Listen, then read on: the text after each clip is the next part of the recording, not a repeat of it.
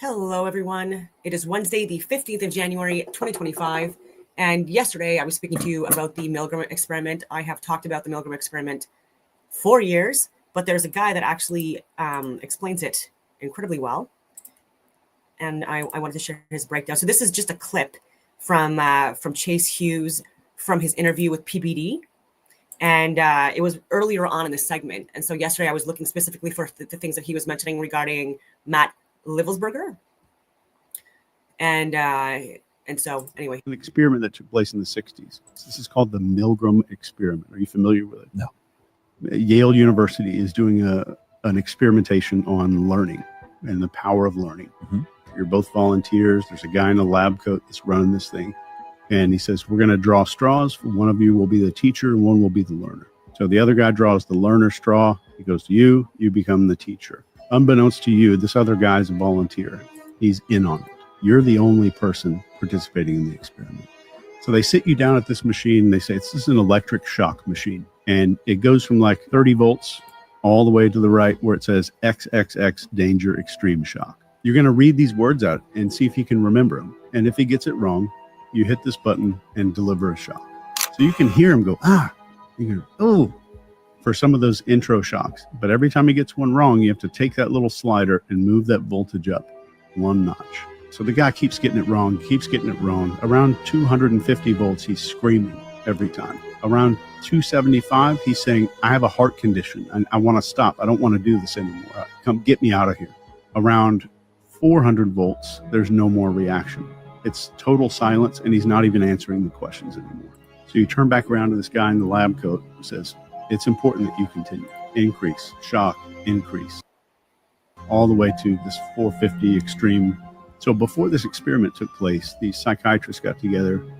There's an experiment that took place in the 60s. This is called the Milgram experiment. Yeah, so it was incredibly interesting. I do want to share more of that interview at some point, because again, he goes into a lot about CIA targeting and other assets that were involved.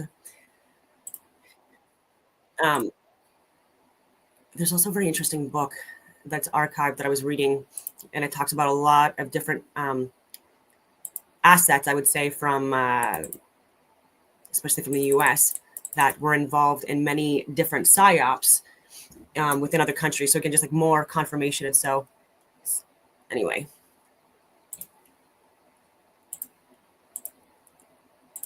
Do you want to get on to Back to the Future? Episode 4 of Lost History of Flat Earth. Water, an inorganic, transparent, and odorless chemical substance that covers 70% of the known Earth's surface. It is the driving life force behind the carbon-based organisms that flourish on our Earth. It borders and separates our lands and collects and solidifies at the inner and outer regions of our flat, stationary realm. God should have sent a message to the inhabitants of Earth and been precise and told them to watch the water, to meditate on its function and natural laws, because in their time, a great deception would be cast over them, like a cold shadow of an unknown, nefarious king. And maybe God did send this message in the form of a flood, but its truth was mythologized and buried, and the lie propagated in spite of it. Resting water does not curve and convex. The natural laws of a resting body of water insist that it takes the exact shape of the container it fills and always finds and maintains a flat level. Resting water always rests flat. And watching the water when we sit at vantage points, when journeying above in planes, and before we take a sip from our drink, we must remember to never forget this law. Most of us instinctively understand the laws of water, and yet many continue their day-to-day willfully participating in the nonsensical heliocentric hoax. But for us that know that our Earth is not a spinning planet in an infinite vacuum of space, the ones that have studied the sun diligently and realize that it is the sun that is moving and not the Earth, the ones that have plotted the illogical routes of flight paths on a globe model and concluded that the model is incorrect, the ones that know that the laws of density govern the rise and fall of objects and have studied vanishing points, the ones that have forsaken conventional telescopic lenses, pondered rainbows, sundogs, and the stars above us know that we reside within a dome firmament and there exists water above us. And the ones that understand that our entire enclosed Earth system is governed by electromagnetism, frequency, and vibration that emanates from a central magnetic North Pole. We are the ones that scratch our heads and wonder how on earth we got in this heliocentric mess in the first place. And if meditating on the stars in the water beyond our firmament long enough, and on the electromagnetism, frequencies, and vibrations. And so I'll still ask, I know this is random, but I was just thinking about this, what people are perceiving this to be some kind of like a globe where people are stuck on this ball from the outside. And so there's people that are like sideways and there's people that are like upside down essentially, and rain falling the opposite way and things like that. Would that not, like, how would that impact our blood flow, right?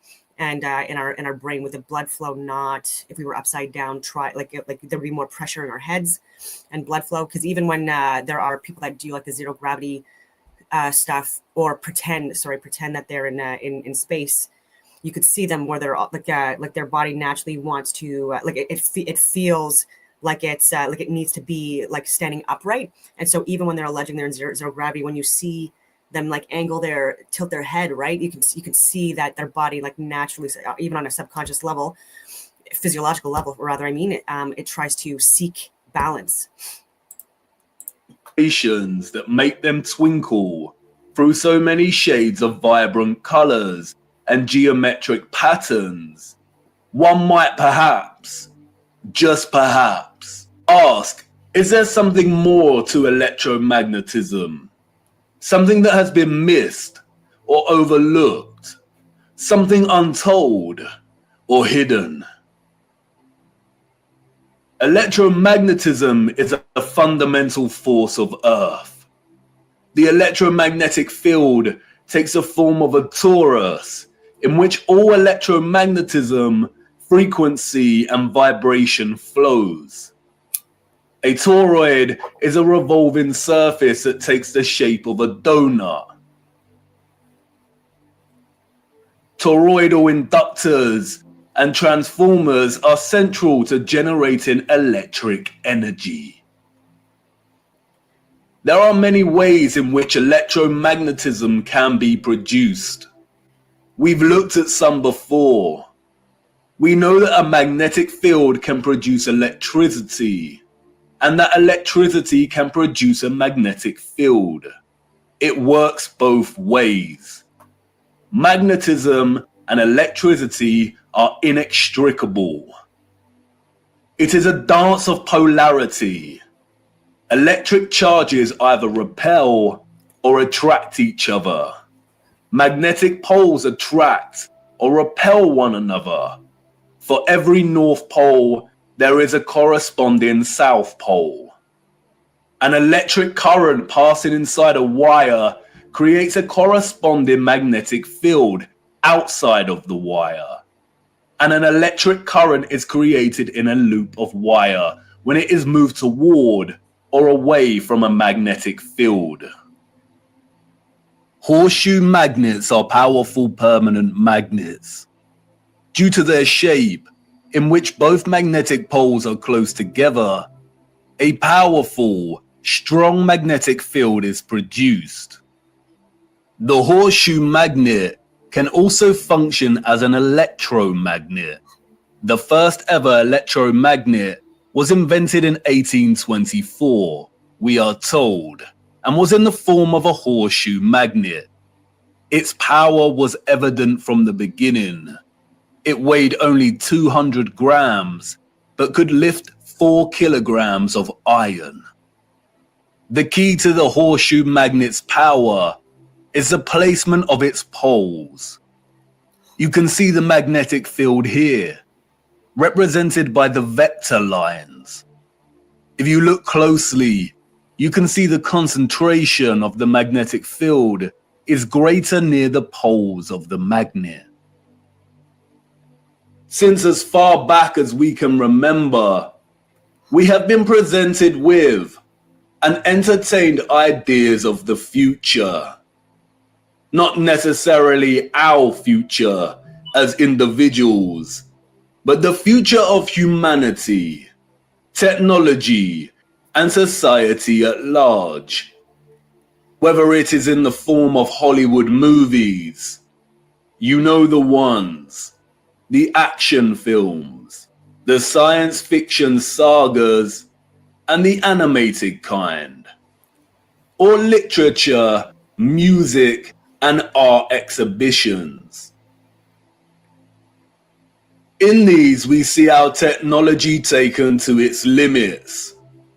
Crafts fly, computers live, robots help out, holographic screens decorate every room. Cities continue to grow upward into dominating skylines. Some can teleport, and space travel is now possible and the accepted norm. Outside of fiction, we also have sobering documentaries telling us where we are heading, usually featuring narration by an old man, lamenting the unstoppable path we are on. It's all very serious. We are destroying our planet, the only one we have. And we have political parties, non-governmental organizations, and the trusted voices and scientific award-winning geniuses sharing similar messages. And really, when you look closer at both the fiction and the alleged facts, they all share the same underlying premise and principles. We are becoming so technologically advanced that the planet we reside on is no longer enough, or can no longer sustain our activity. The advanced artificial intelligence systems, the flying crafts, the breakthroughs in cloning and medical beds mean that the natural world has suffered as a consequence. And depending on the type of genre you are entertaining, the solution is either 1, for humanity to perish as a result, perhaps destroyed by the very artificial intelligence systems it created in the first place, or perhaps by a natural, lung-choking virus that has mutated and is sweeping the earth to restore natural balance.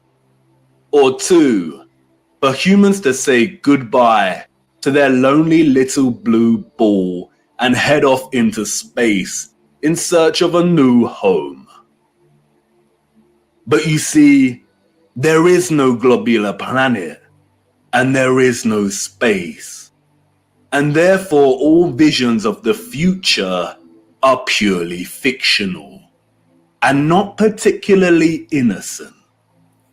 What we don't see emphasized in these visions of the future, however, is the potential of electromagnetism to transform all human life, technology, and society. Which is strange when you consider that all life and the Earth itself is impossible without electromagnetism. Why wouldn't visionaries want to explore this in more detail? Could it be that they are not allowed to? Could it be that they are afraid of something? Afraid of us connecting one too many dots, perhaps? And again, horseshoe magnets can act as powerful electromagnets. If a civilization was to advance technologically through the use of electromagnetism, then the horseshoe magnet would certainly have a tremendous role to play in that development. Yes, it certainly would. And it certainly did. The horseshoe magnet. The Arc de Triomphe.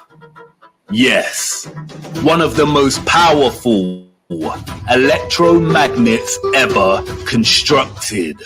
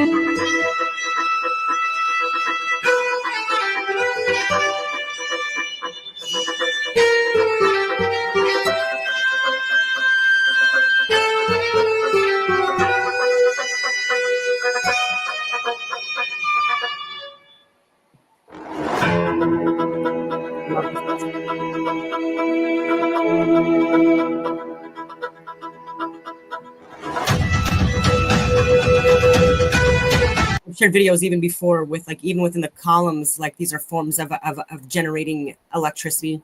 Later.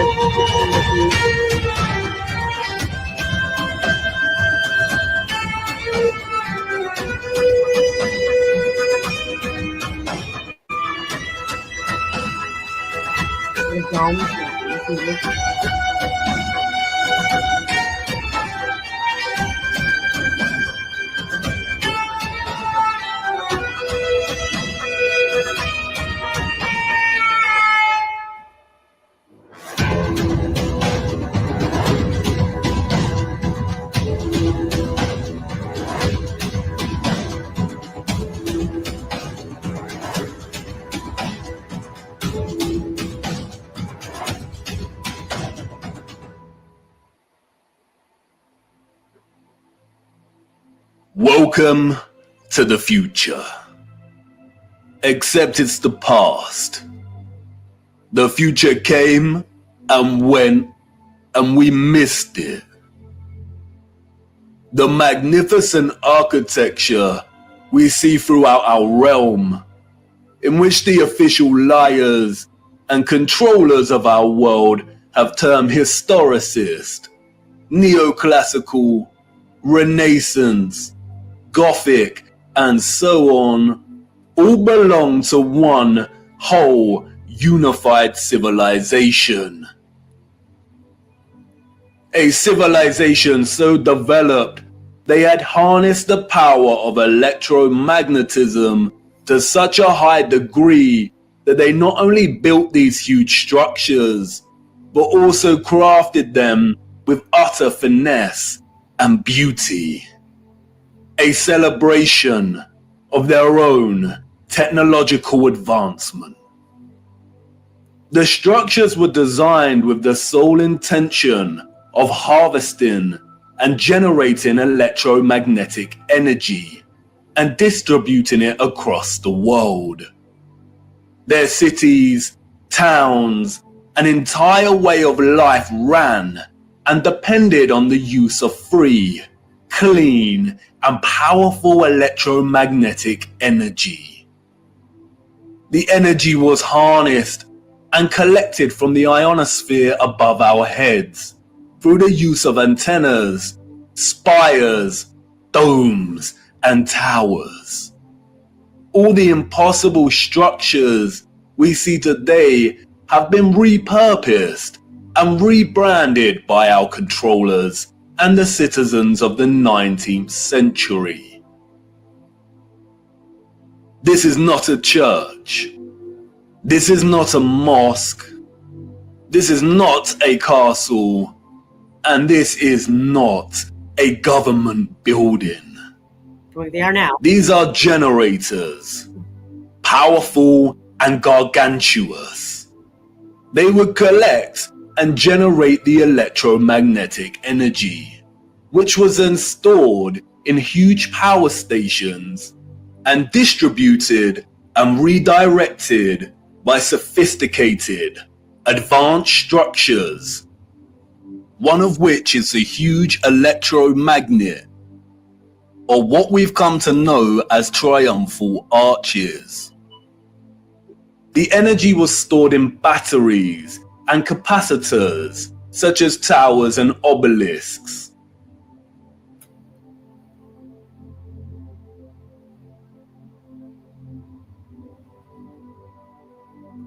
All cities were constructed across our realm in the form of one big, interconnected power grid, much like a huge computer motherboard. I already know what you're thinking. What? He's finally lost it. He had us with Flat Earth, but this is just too much. I know.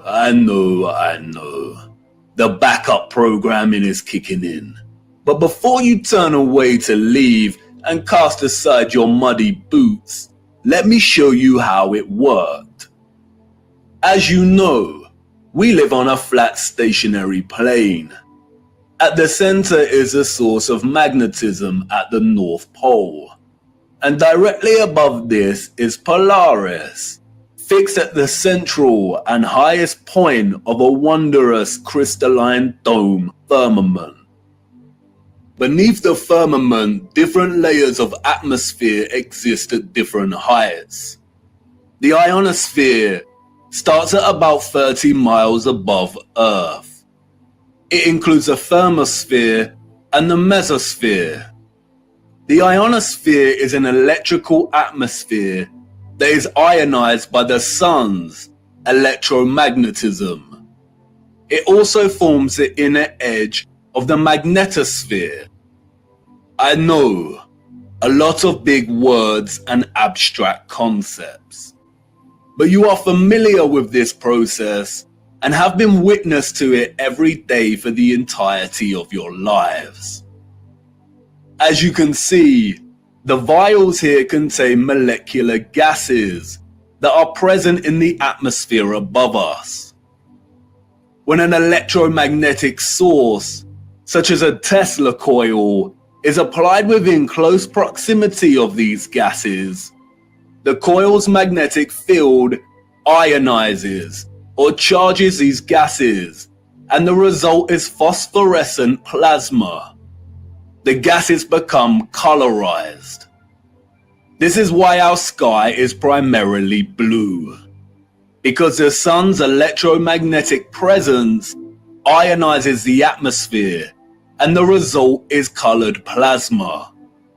When the sun is entering or exiting our region, or what the liars of the world call sunrise and sunset, we see a variety of color gradients due to its distance from the ionosphere above us. When the sun is no longer journeying above our region, the sky loses its color and we can see the stars in the firmament beyond. Although the official scientists designate the ionosphere as an atmospheric layer, it is actually an ethereal layer. Ether is the fabric or element that carries electromagnetism. It connects everything in our realm. It is the fabric that makes the sun and moon and their concentric journey above our disk possible in the first place. Ether is the mysterious fifth element. It connects everything electromagnetically through vibrational energy. It is the glue, the web, the driving force behind absolutely everything. The four other elements, air, fire, water, and earth, only exist because of the ether. They are expressions of ether's vibrations. Cymatics is a good example of ether's presence. The frequencies fed through the Chladni plate make the sand or salt form precise and complex geometric shapes. The higher the frequency, the more complex the geometric pattern. But what is the conduit that takes the frequency's vibrations and allows the sand to take such shape? That is the ether at work. That's why we see fruits and vegetables that closely resemble cymatic patterns. It is the ether at work. All matter is ethereal, and the shape and form of that matter are different expressions of the ether, determined by frequency and vibration. Ether is the bridge between electromagnetic frequency and vibrational energy and the form of matter itself. You could call it the Holy Spirit of God. The historical and scientific discourse of ether is a deliberately manipulated one. The enemy introduced the truth only to discredit and subsequently bury it. Some of the alleged figures of the past have written on ether. The so-called Aristotle called it the fifth element.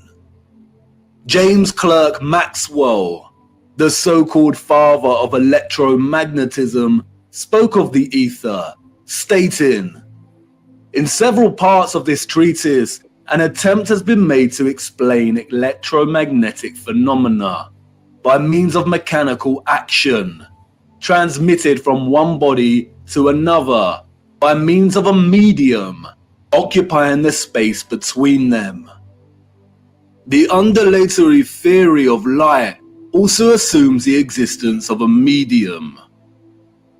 We have now to show that the properties of the electromagnetic medium are identical with those of the luminiferous medium. The medium he refers to here is the ether. Albert Einstein and others successfully solidified the heliocentric model through fraudulent schools of scientific thought. But even Einstein could not deny the presence of ether. According to the general theory of relativity, space is endowed with physical qualities. In this sense, therefore, there exists an ether. According to the general theory of relativity, space without ether is unthinkable. For in such space there would not only be no propagation of light, but also no possibility of existence for the standards of space and time, measuring rods and clocks, nor therefore any space-time intervals in the physical sense. Even contemporary scientists, under the spell of heliocentrism, admit it is nonsensical to deny ether's existence. Today, the vacuum is recognized as a rich physical medium. A general theory of the vacuum is thus a theory of everything, a universal theory. It would be appropriate to call the vacuum ether once again. Returning to the ethereal ionosphere. As I said, this layer of ether above our heads is a constant sea of electromagnetism and is responsible for the colored plasma above that we call the sky. The source of its electromagnetism is the sun. It is because of this ionized layer that we get ionospheric lightning. It's the sun and the moon, just like in the King James Version of the Bible, discussing the two great lights. And I'll reiterate, the Bible is allegorical, just like it says in Galatians 4:24. In the form of sprites, which in turn influence the thunderstorms below. An ion is a particle, atom, or molecule with a net electrical charge. Electricity is a continuous flow of ions. The electrolytes in our body are ionized. Everything is connected by electromagnetism and the ether. Our highly developed and sophisticated historical ancestors not only understood the workings of the ionosphere and the ether, but they had developed methods to masterfully harvest it as a fuel to power the entire Earth. And while the exact process by which they were able to extract the ether is deliberately hidden from us and remains unknown, the structural remains that humanity has since repurposed and reused as architecture offer us many clues as to how it all worked. The evidence is everywhere for those with eyes to see. And once you see it, it becomes so glaringly obvious that you'll kick yourself for never noticing in the first place. The matter is very complex, and it will take time to really flesh out. So for now, let's have a closer look at some of these structures, and I will introduce some basic concepts. As we continue our journey, we will explore everything in more detail. We see them everywhere. On top of all these magnificent structures, towers, spires, and pinnacles that rise into piercing antennas. It was through these complex antennas that the ether was harvested. You see, after the Great Reset of the 1800s, the enemy fractured the old world's unified understanding of God and created multiple religions to try and hide God and justify the existence of such grand and beautiful technological structures. And I know this may trigger some people, but stay with me, I will not let you down. But for now, it is critical to understand that a lot of the religious icons that adorn and make up these antennas were never indicators of different religions in the old world, nor were they intended to be. They signaled something else entirely. They are usually made from copper and gold. Both are excellent conductors of electricity. In many of the structures we call cathedrals, the symmetrical spikes on the pinnacles worked in a similar fashion, extracting ether from the ionosphere. Once harvested, the energy would inevitably have been drawn down into the top larger portion of these domed structures. When examining many of the interiors of these domes, we come to realize that they rely heavily on symmetrical ornamentation. This is achieved by indentation or cavities in the masonry. In the world of electromagnetism, a cavity resonator works through symmetry to produce oscillation or vibration of energetic particles. Symmetrical shapes force energetic particles or ions to vibrate in a constant manner. Is this why we see perfect symmetrical ornamentation within the ceiling of many domed structures? It no doubt sounds absurd, but the majority of these structures also feature a smaller type of cavity resonator, or what is more appropriately termed cavity magnetrons, that offer some clarity as to the real function of these structures. A cavity magnetron is a high-powered vacuum tube that generates microwaves using the interaction of a stream of ions with a magnetic field while in the cavity resonator. A magnetron operates through a hollowed, symmetrical vacuum.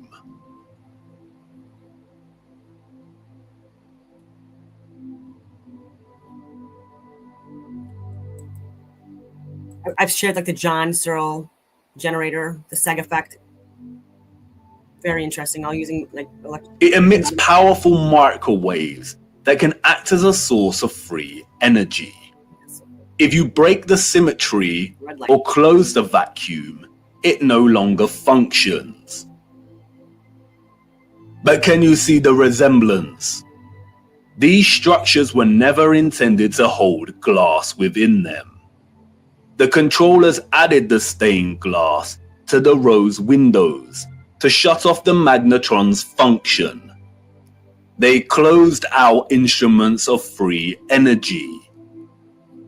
As we all know, glass breaks at certain frequencies and vibrations. And they are everywhere in these structures.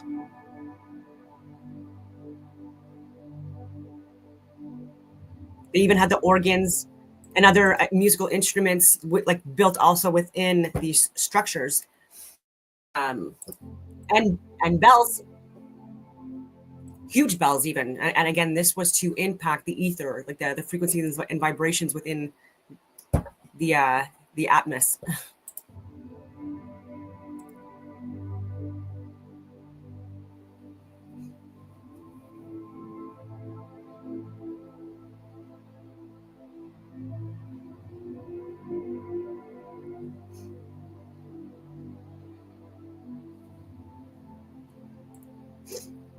Interestingly, if you look at the geometry of entire sections of the structures themselves, then it becomes very evident that they functioned in their entirety like a cavity magnetron to generate energy. All cavity magnetrons consist of a central heated circular metal chamber in which the current leaves, and it's called a cathode. Look at that word. Cathode.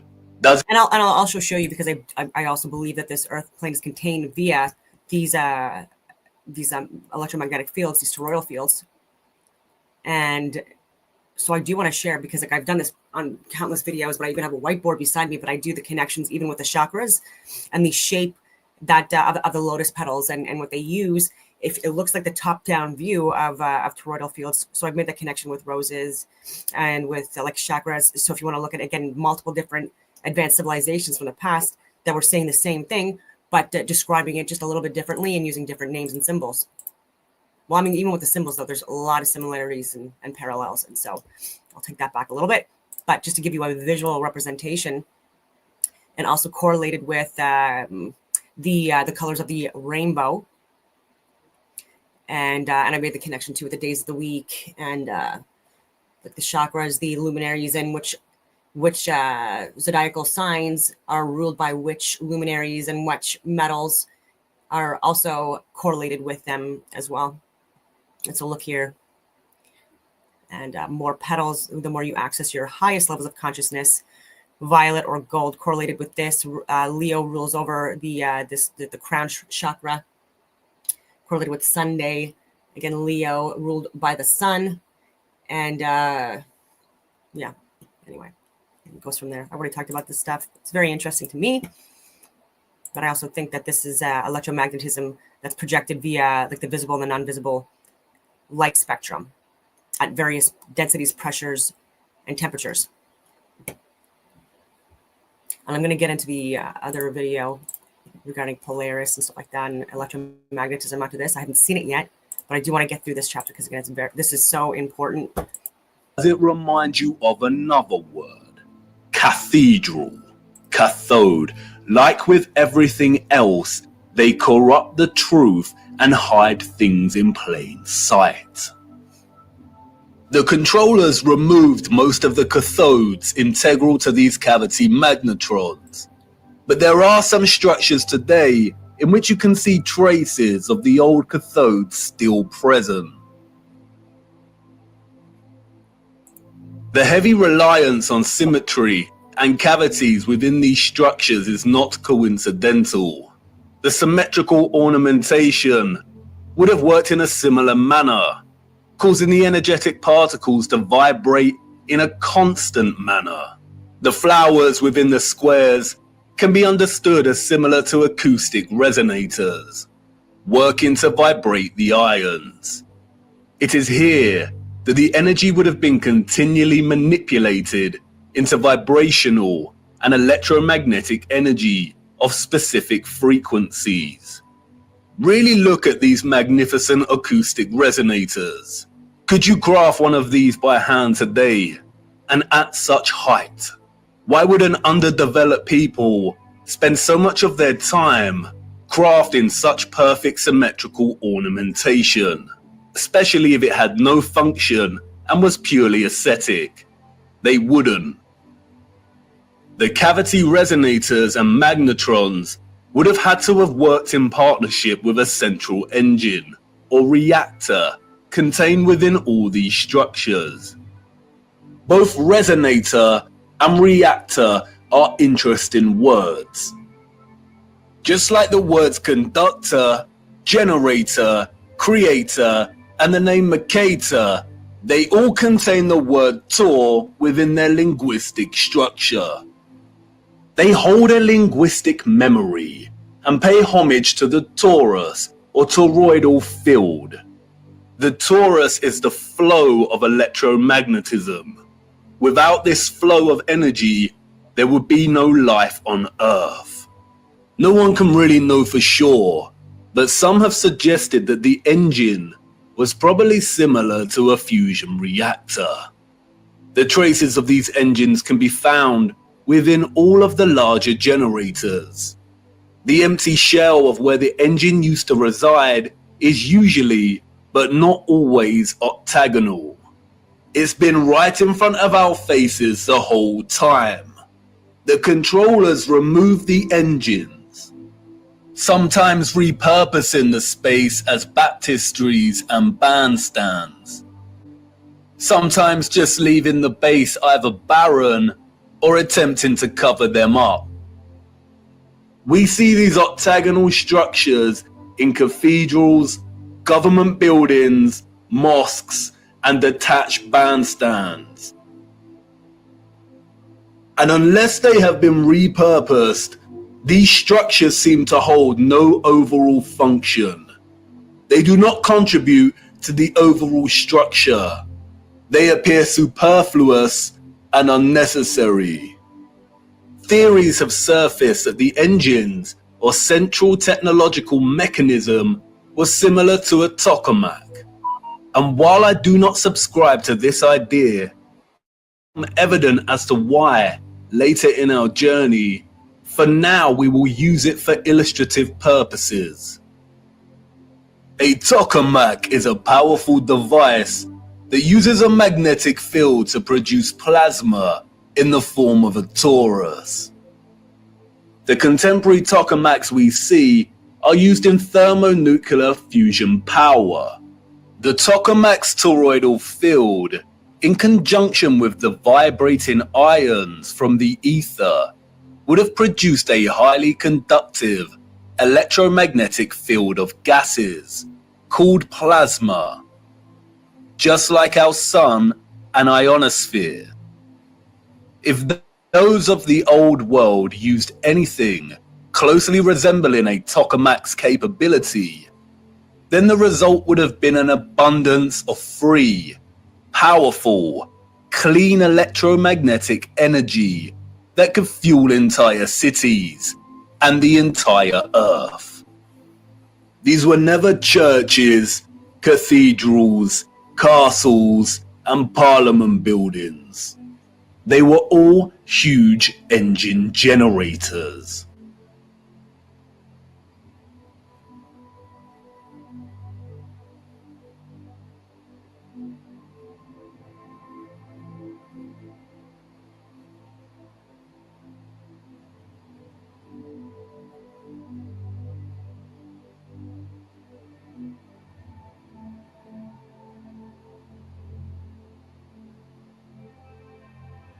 The controllers invented labels and terms such as Renaissance, Greco-Roman, and so on to describe the style of these structures.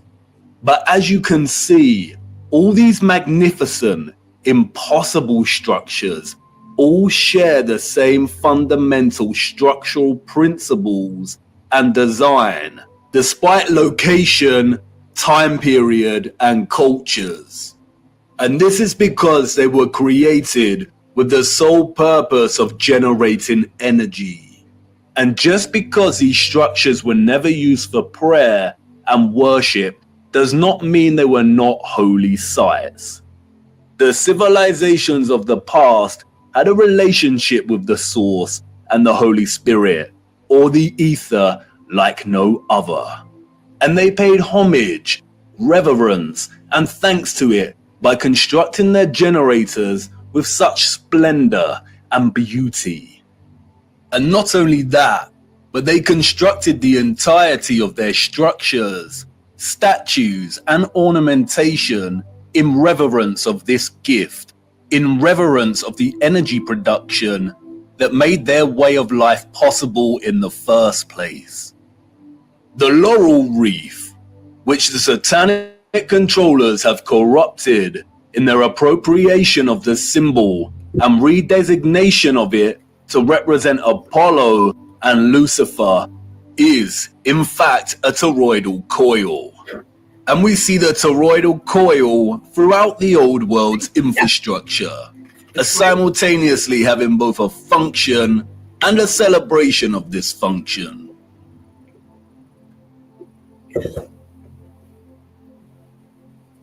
Electromagnetic coils are electrical conductors. They are used in applications where electric current interacts with a magnetic field. In devices such as generators, motors, inductors, and transformers. Most coils take the form of a toroidal coil or spiral. Wire coils are used in conjunction with a magnet to produce powerful electromagnetism. The more turns of the wire, the stronger the magnetic field. Coils generate vortexes, which in turn create an electromagnetic field. It's all one interconnected system.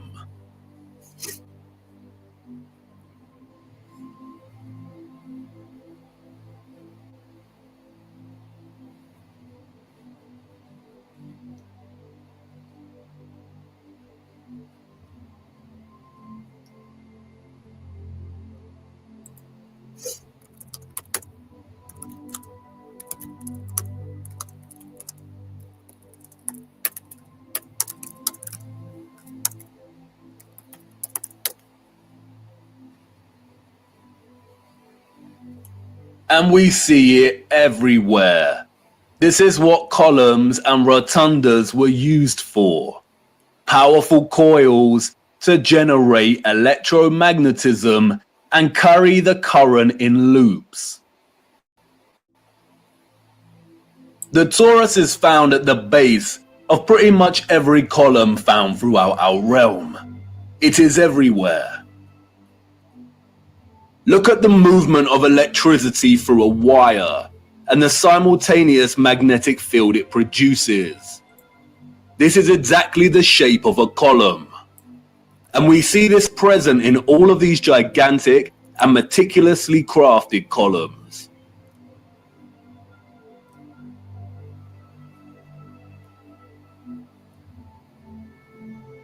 This is why we see the magnetic field represented at the top of a lot of columns. It's the movement of the ions in the magnetic field. It's the movement of the toroid and the toroidal vortex.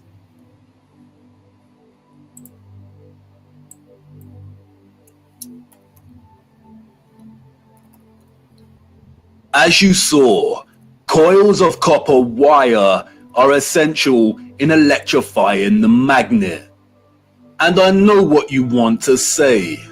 That's great, but the columns and other structures you are referring to are made of stone. But you see, all of these impossible structures are made from a mixture of stone and metal. They used iron bars in their construction. Iron is magnetic.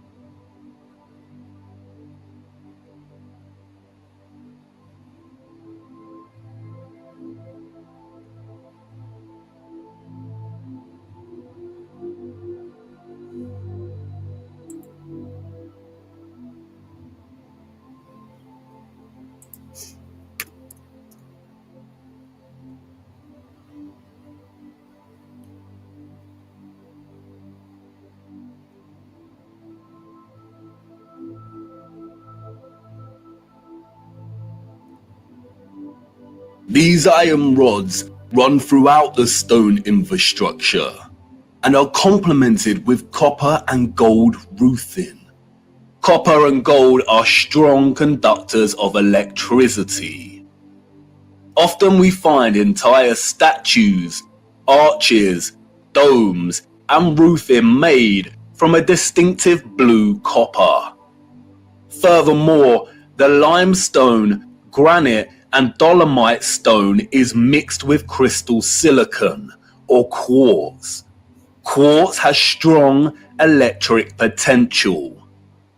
The colonnades and arches we see everywhere were at once integral components to the overall electromagnetic infrastructure, while also constructed in geometric forms that mirror the flow of electromagnetic energy, such as coil loops, The Rhodate coil too, yeah. I bet. horseshoe magnetic fields, and toroidal vortexes. Yeah. As with everything else constructed in the old world, they were both functional and crafted as a homage to that function. A lot of ethereal energy was stored in structures constructed from red bricks and concrete. Red bricks and concrete are excellent conductors of electricity. They operated as huge capacitors or batteries. According to new research, red bricks can be converted into energy storage units that can be charged to hold electricity, like a battery, and can store energy until required for powering devices. The key to this battery-like function inherent within red brick is the iron oxide. The development and use of red brick is so important, and we will be returning to this subject much later in our journey. The really big red brick power stations and batteries were designated and recognizable by their white stripes, I saw this such a lot as St. in Spain, too. Pancras Railway Station in London, Yeah, and many other famous structures. We still carry this red and white stripe designation of power stations today, and it is also an indicator for barber shops too, same the color. magnet. Point. Some were constructed of blue, black, and brown with white stripes. Towers, obelisks, and small clock towers functioned as the intermediate capacitors or batteries to store, distribute, and provide energy throughout the grid. The entire flat realm Earth was connected as one whole grid, a complex interconnected system of free energy production, distribution, and consumption. And this entire grid was destabilized and deactivated somewhere between the 17th and 19th century. Power grids like this do not function on a spherical mass. Our historical ancestors knew that the earth they walked upon was flat.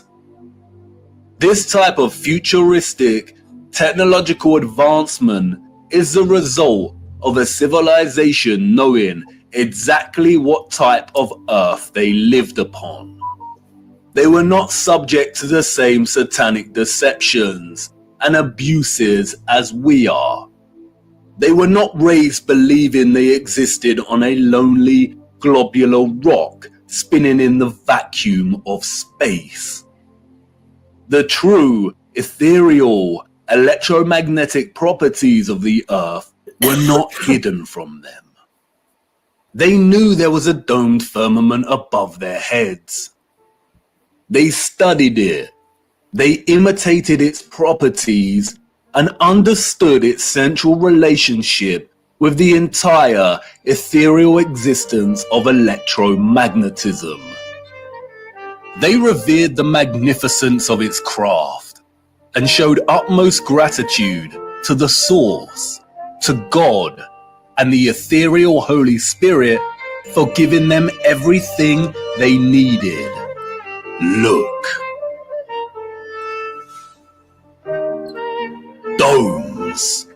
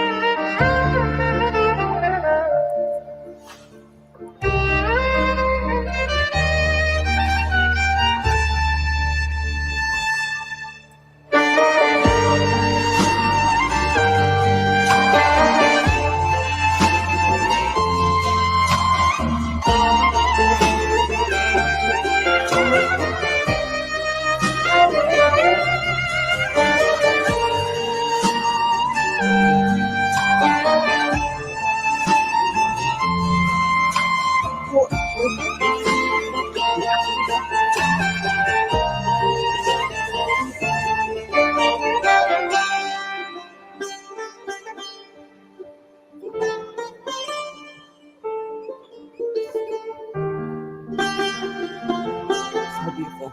Oh my God. Actually, I'm going to share some of my Instagram stuff, but I might get into my my Spain photos. Europe, I went in 2008, and I looked at all the different museums, art galleries, the monuments, all of that stuff. And I went to 10 different countries in Europe. And but then going to Spain again, like a lot of every place I've gone, there's been like reasons not only for hikes and like adventure stuff, but also like renting vehicles or like even Winnebagos and camping like for a while in Hawaii. But to look at remnants of advanced older civilizations and like even Egypt, incredible. I've been there. I spent almost a month for my HLTA going all over the place. But anyway, so like completely going back to what we're using now, like lithium batteries and stuff like that, that it's quite difficult to put out. Like I'm talking about even in vehicles, but I just wanted to share this post. So today we're going to hit on why you should opt out of a smart meter. And here's an example right here. You know these Palisade fires going on in California? Check this. Then let's take a listen at the PG&E meter reader and what he says about smart meters. If they do catch on fire, then they are remotely turned back on. Interesting. Then I decided to do a little digging on who has the most smart meters in the country. California, 13 million units on 14 million houses. So if smart meters catch fire, this would lead to wildfires all the time. So then it turned out to be true. Check this out. Crisis averted. Ontario smart meter explodes next to gas line. Think about that. Smart meter was burned on the house. And this is where it gets crazy. Smart meter catches fire. Utility company denies homeowner's damage claim. Isn't that interesting with the insurance being removed a couple months prior? Look at this one. Smart meters linked to 13 fires in Ontario. Fire marshal says, seems like a lot of people know about these fires caused by these meters. And here's another one where it talks about they can't handle severe weather. Interesting. And PG&E. And it's interesting because YouTube has wiped a lot of this off the internet, but here's a smart meter starting on fire, and then the whole house goes up in flames. Interestingly enough, some of the houses in Los Angeles didn't catch fire that didn't have a smart meter, but the ones with the smart meter ended up looking like this. So today we're going to hit on why you should opt. More investigation needs to be looked into it, but there's like reports So even today from we're gonna like hit on why you people that worked with the smart meters and were talking to some kind of a committee. And then coming up with stats too that said that there was a significant concern with these smart meters catching fire because of the flow that like the current that goes through it. And anyway, I don't know if I mentioned this yesterday, but Netanyahu has canceled his plans to attend the inauguration of U.S. President-elect Donald Trump on the 20th of January. This comes after Trump shared a video that criticized Netanyahu of dragging America into the Iraq War and other regime change operations in the Middle East. Not wrong. And so, talking about platform, anyway, he shared some, it's hard to see, U.S. President-elect Donald Trump recently shared I think it was a video, this platform featuring economist Jeffrey Sachs, who criticized Israeli Prime Minister Benjamin Netanyahu for dragging the U.S. into endless wars in the Middle East, including the Iraq War. As of the latest updates, Netanyahu is unlikely to attend Trump's inauguration on January 20th. The video shared by Trump features Sachs calling Netanyahu a deep, dark son of a bitch and accusing him of being the driving force behind the U.S. involvement in several Middle Eastern conflicts. That's literally a fact, including the Iraq War. This move has raised questions about the relationship between Trump and Netanyahu, given Trump's previous support for Israel and Netanyahu. His decision not to attend Trump's inauguration came after the video was shared, suggesting a potential correlation between the two events. However, no official explanation has been provided for Netanyahu's cancellation. Okay, so it could be something else, but maybe not. The timing is just not long. Oh yeah. I had a really good leg workout yesterday, but I'm so sore today. Oh my god, because I work out with she's a freaking personal trainer, and we always try to like just push it way too hard. Anyway, and we're both working around injuries, so not smart. Anyway, so this was just a post from yesterday because Hegseth got in, and he was getting friggin' just like interrogated by so many people. A lot of questions were asked, but a lot of them again from these people where it was so again so far removed from reality and twisting his words. Like anyway, but the comment here is, this is literally worse than active combat. Like, this is what he's thinking in his head as these women are cackling. Yes, our veterans organizations will help our veterans get every damn thing that they deserve because they signed on the dotted line. They sound like.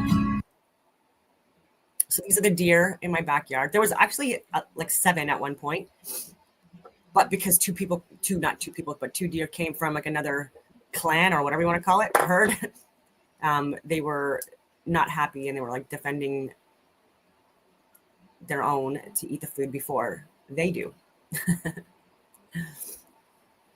Cute. Yeah, we got a lot of snow yesterday and the day before. I'm taking this from my office window, this video. Yeah.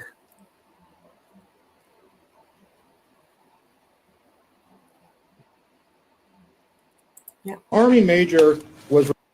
Funny enough, the IRGC cannot operate in Saudi Arabia.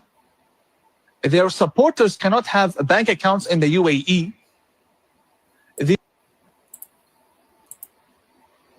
Funny enough, the IRGC cannot operate in Saudi Arabia.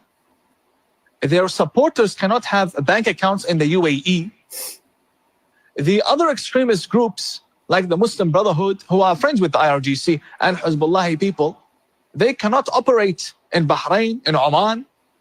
These are Muslim countries. Where do they operate? In London, in France, in Washington, D.C., in Australia, in Canada, Toronto. They operate here. They have bank accounts. They register charity. Right. Funny enough, Pretty interesting. Does this sound familiar? When we get ready to take the United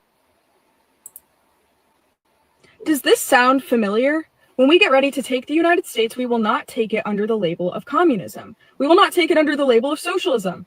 These labels are unpleasant to the American people and have been spread too much. We will take the United States under labels that we have made lovable. We will take it under liberalism, under progressivism, under democracy, but take it we will. This is from a testimony to Congress and by Bella Dodd, someone who fled the Communist Party, and she's recounting what Alexander Trachtenberg said in 1944, and he was a communist activist. We can see parallels of this exact quote in society today and in the way that the left has manipulated language to try to achieve radical leftist Marxist policies. Don't fall for it, America. Does this sound familiar? And Does Canada. this sound Every single country has their own version.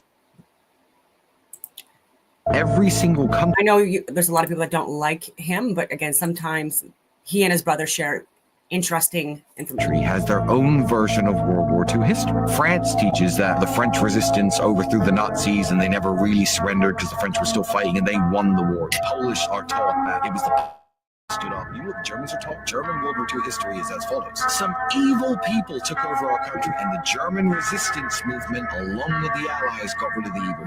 And as a young man, I was like, well, this can't all be true. So what's the actual truth? The truth is, none of the countries who won teach an accurate version of World War II history. None of the countries who won teach the actual reasons why the war happened. None of the countries who won teach the aftermath. And a lot of the German resistance was executed when Adolf Hitler fully came into power within days. And I've shared this before, educators, people within government, so many different people that were speaking out, just like people like Helen Bruce were regarding COVID, the therapeutics. And anyway. Happened because the war was won by the people who won. I mean, it's a rabbit hole that you are digging out publicly, and I'll see you in jail. Every single country. Yep. David, do you have the exact definition where it went from to what it became? We have. No. David, do you have the exact definition where it went from to what it became? We have the inventor of mRNA vaccines sitting right to my right here. Robert, is this vaccine or is it a gene therapy? As I've said repeatedly, it came out of a gene therapy research program. These and the adenoviral vectors are absolutely gene therapy technology applied for the purpose of eliciting an immune response. I don't care what the FDA says. There's your answer right there. David, do you have the exact definition where it went from to There you go, from an actual expert. David, do you have the My most important encounter was when This is obviously before Trump was officially won. So obviously when I went out to get my champagne, I was talking to the guy in the store, of course, asking him, did he vote? And he said he did early voting. And he asked me if I early voted. And he asked me, why I was getting the champagne. And I said, because I'm going to be toasting Madam President tonight. And he just looked at me with kind of like a smirk on his face. And I said, she's going to win this, right? And he says, oh, well, it's very, very close. And I said, no, it's not. He says, well, what do you mean? I said, no, it's not. The women of America are making their voices heard. Reproductive rights is what it all comes down to. And the women are voting in numbers relative to men that are unbelievable. She's won this. And I said to him, she's going to take every one of this. the reproductive rights also should include the right not to get raped, and then have to deal with a possible pregnancy because of that. Swing states plus Iowa And he said, oh, but the numbers are so close. I said, I'm a political analyst. I'm telling you right now, the numbers are there. She's taking this election.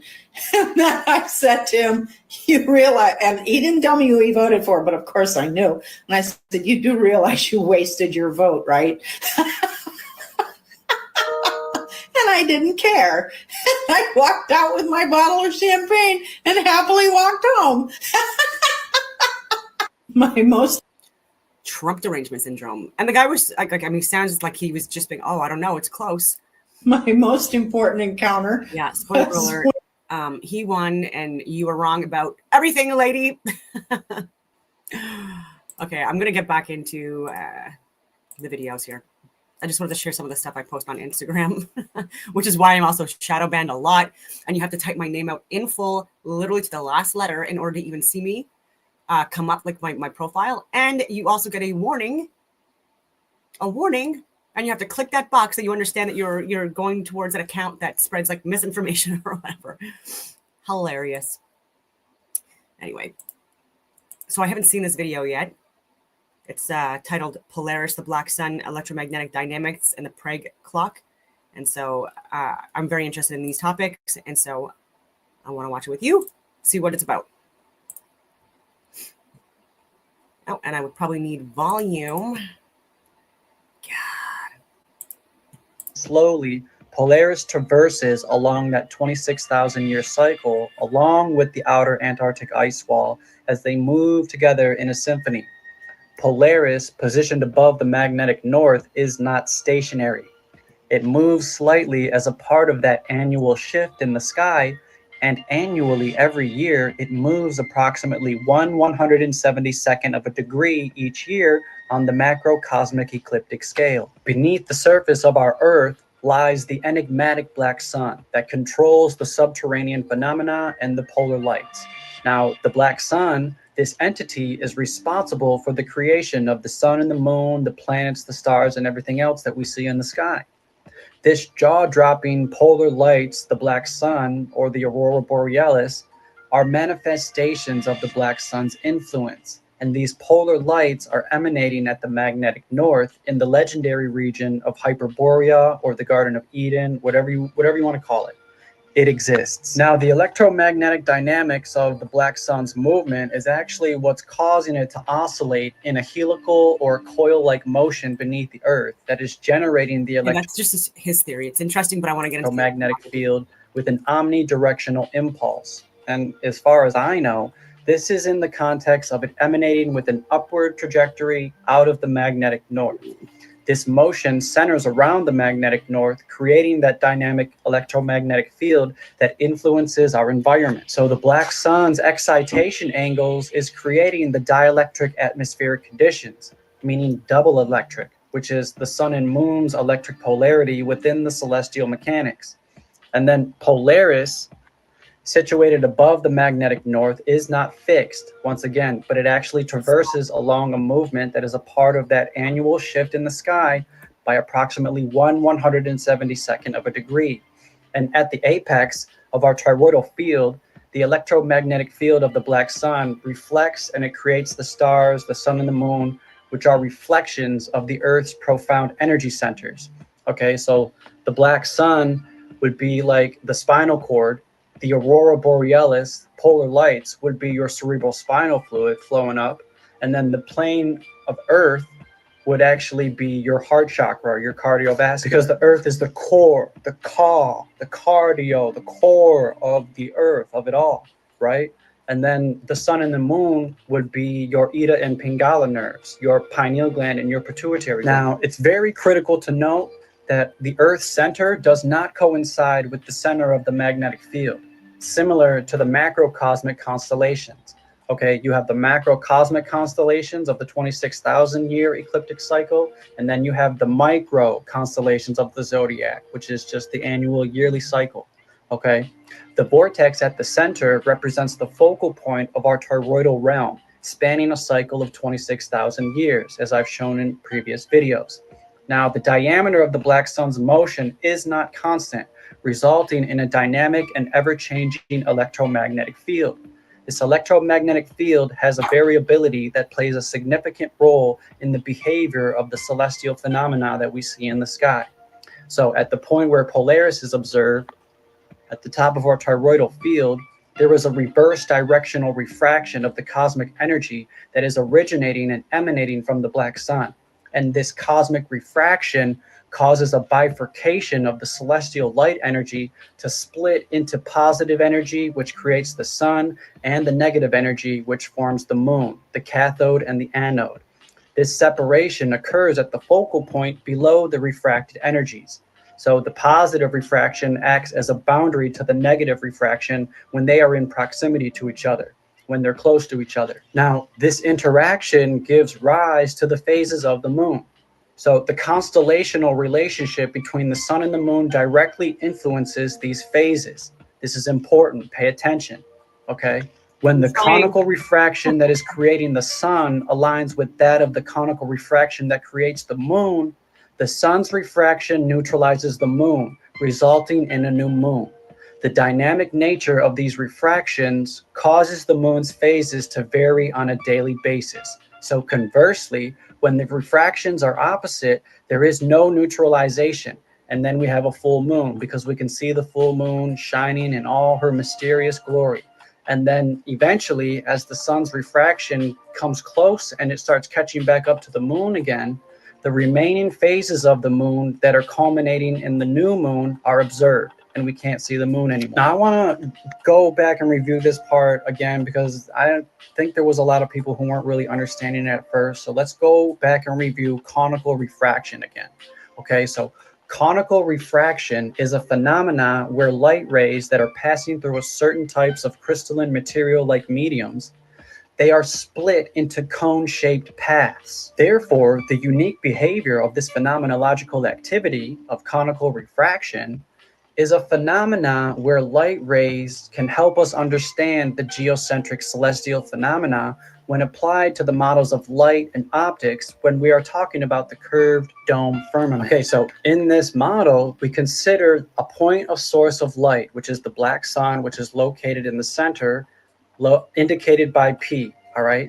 That's the point source of light that undergoes the different types of refractions, creating the distinct images of the sun and the moon. Okay, so let's break it down for the ones who didn't get it first. So we have two scenarios here. We have the yellow and the orange, okay? We have the P to SA refraction and the P to MA refraction. That's the sun and moon in the A scenario. And then down below, you have the P to SB and MB. That's the sun and moon in the B scenario. In scenario one, that's the P to SA refraction and the P to MA refraction. The refraction from point P through the medium of SA creates an image of the sun, and we will call that sun A. And the refraction from point P through the medium of MA creates an image of the moon, and we will call that moon A. So in the first scenario, we observe that the refractions that are creating sun A and moon A are positioned opposite of each other. This opposition means that the sun A is fully illuminating moon A, resulting in a full moon. A full moon occurs when the sun and the moon are at opposite sides of the earth as they're circulating around, allowing the entire face of the moon to be illuminating and visible. And then we have the second scenario, which is P to SB refraction and P to MB refraction. The refraction from point P through medium SB creates another image of the sun, which we will call sun B.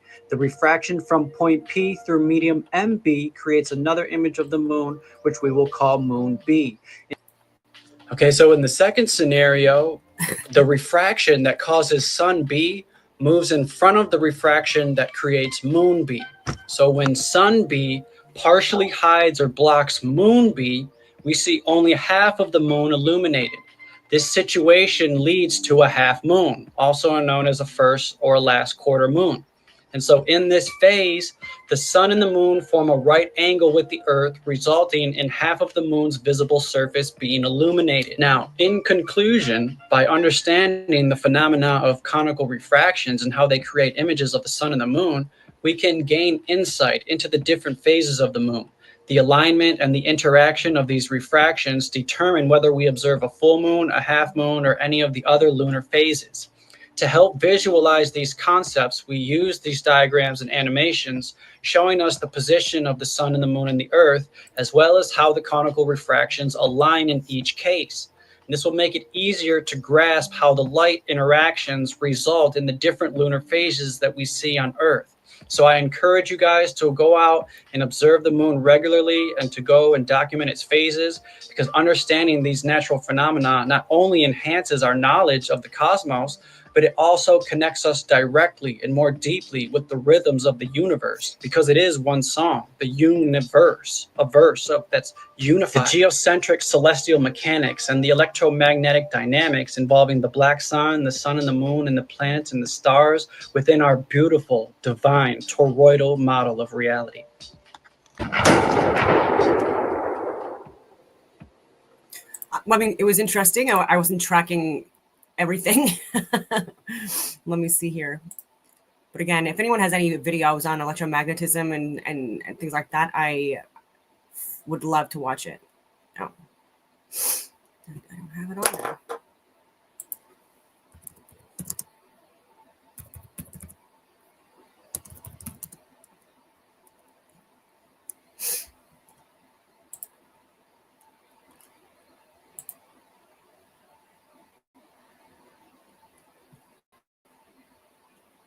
No, this is not the one I wanted to share. It was like a shorter clip. Here we go. Just ready? We zoom in, we realize it's not really setting. It's going away. We just can't see this space in between here. It goes away. This area becomes opaque and the sun just goes beyond it like this. And so this area, this line, it looks like it's at your eye level, but it could be thousands of feet above your eye level. So right here, here's the sun going away. I just got a coin on a table here, and the camera is slightly below the table, and it looks like the coin is setting. And at great distances, you can't tell that something is above you, that it's higher than that. Right? Actually, that one I saw a while ago, and that one fascinated me because then I started doing it. All right. Now I'm going to get back into, I'm going to stop sharing this first. I'm going to check out what someone just recommended. But speaking about things that have been shared to me from people from Rumble. So this was from a few days ago. I didn't actually watch this yet. And so, but I do want to watch it with everyone. Who's that? Who's that? Zbig Brzezinski.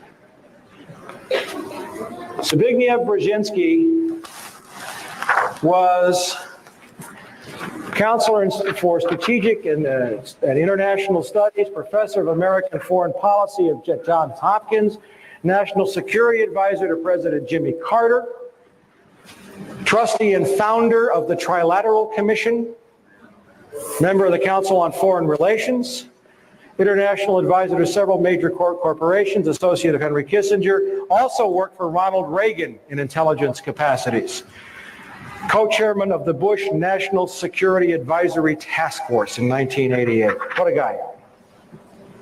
Zbig. Now,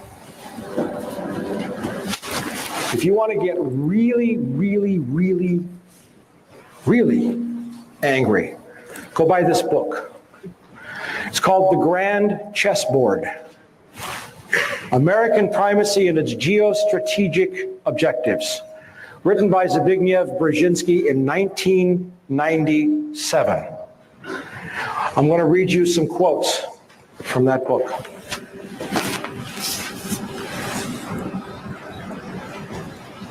Page XII, it's the very first words in the book. The last decades of the 20th century has witnessed a tectonic shift in world affairs. For the first time ever, a non-Eurasian power has emerged not only as a key arbiter of Eurasian power relations, but also as the world's paramount power. The defeat and collapse of the Soviet Union was the final step in the rapid ascendance of a Western Hemisphere power, the United States as the sole and indeed the first truly global superpower. Page XII, it's in the preface. But in the meantime, he says, it is imperative that no Eurasian challenger, Eurasia is everything in between roughly east of Germany all the way to the Pacific Ocean, south through the Indian subcontinent, includes the Middle East. It's imperative that no Eurasian challenger, by that he means Russia or China, emerges capable of dominating Eurasia and thus of also challenging America. The formulation of a comprehensive and integrated Eurasian geostrategy is therefore the purpose of this book, Geostrategy, Eurasia. The attitude of the American public toward the external projection of American power has been much more ambivalent. The public supported America's engagement in World War II largely because of the shock effect of the Japanese attack on Pearl Harbor. It gets worse. For America, the chief geopolitical prize is Eurasia. Now a non-Eurasian power, that's us, is preeminent in Eurasia, and America's global primacy, isn't that arrogant? America's global primacy is directly dependent on how long and how effectively its preponderance on the Okay, this is a very interesting video. I should have played it the other day. It was more relative to then. So I just got a recommendation, Jason Verbelli, The Real Verbs, and I looked at his Instagram stuff, and I'm looking at some of his videos from Rumble, and I want to share.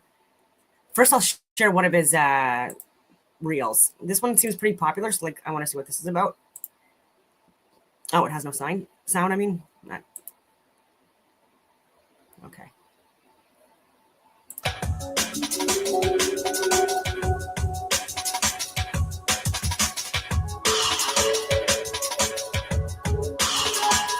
Oh, maybe it's just like him showing snippets from his YouTube. Sorry, Rumble. Okay, I'll go on his Rumble then. Okay, I didn't find his Rumble yet, but this is Classic Physics versus Relativity, History, Examples, and Alternatives with Jason Verbelli. And thank you for this. Now I'm going to obsessively look at his content.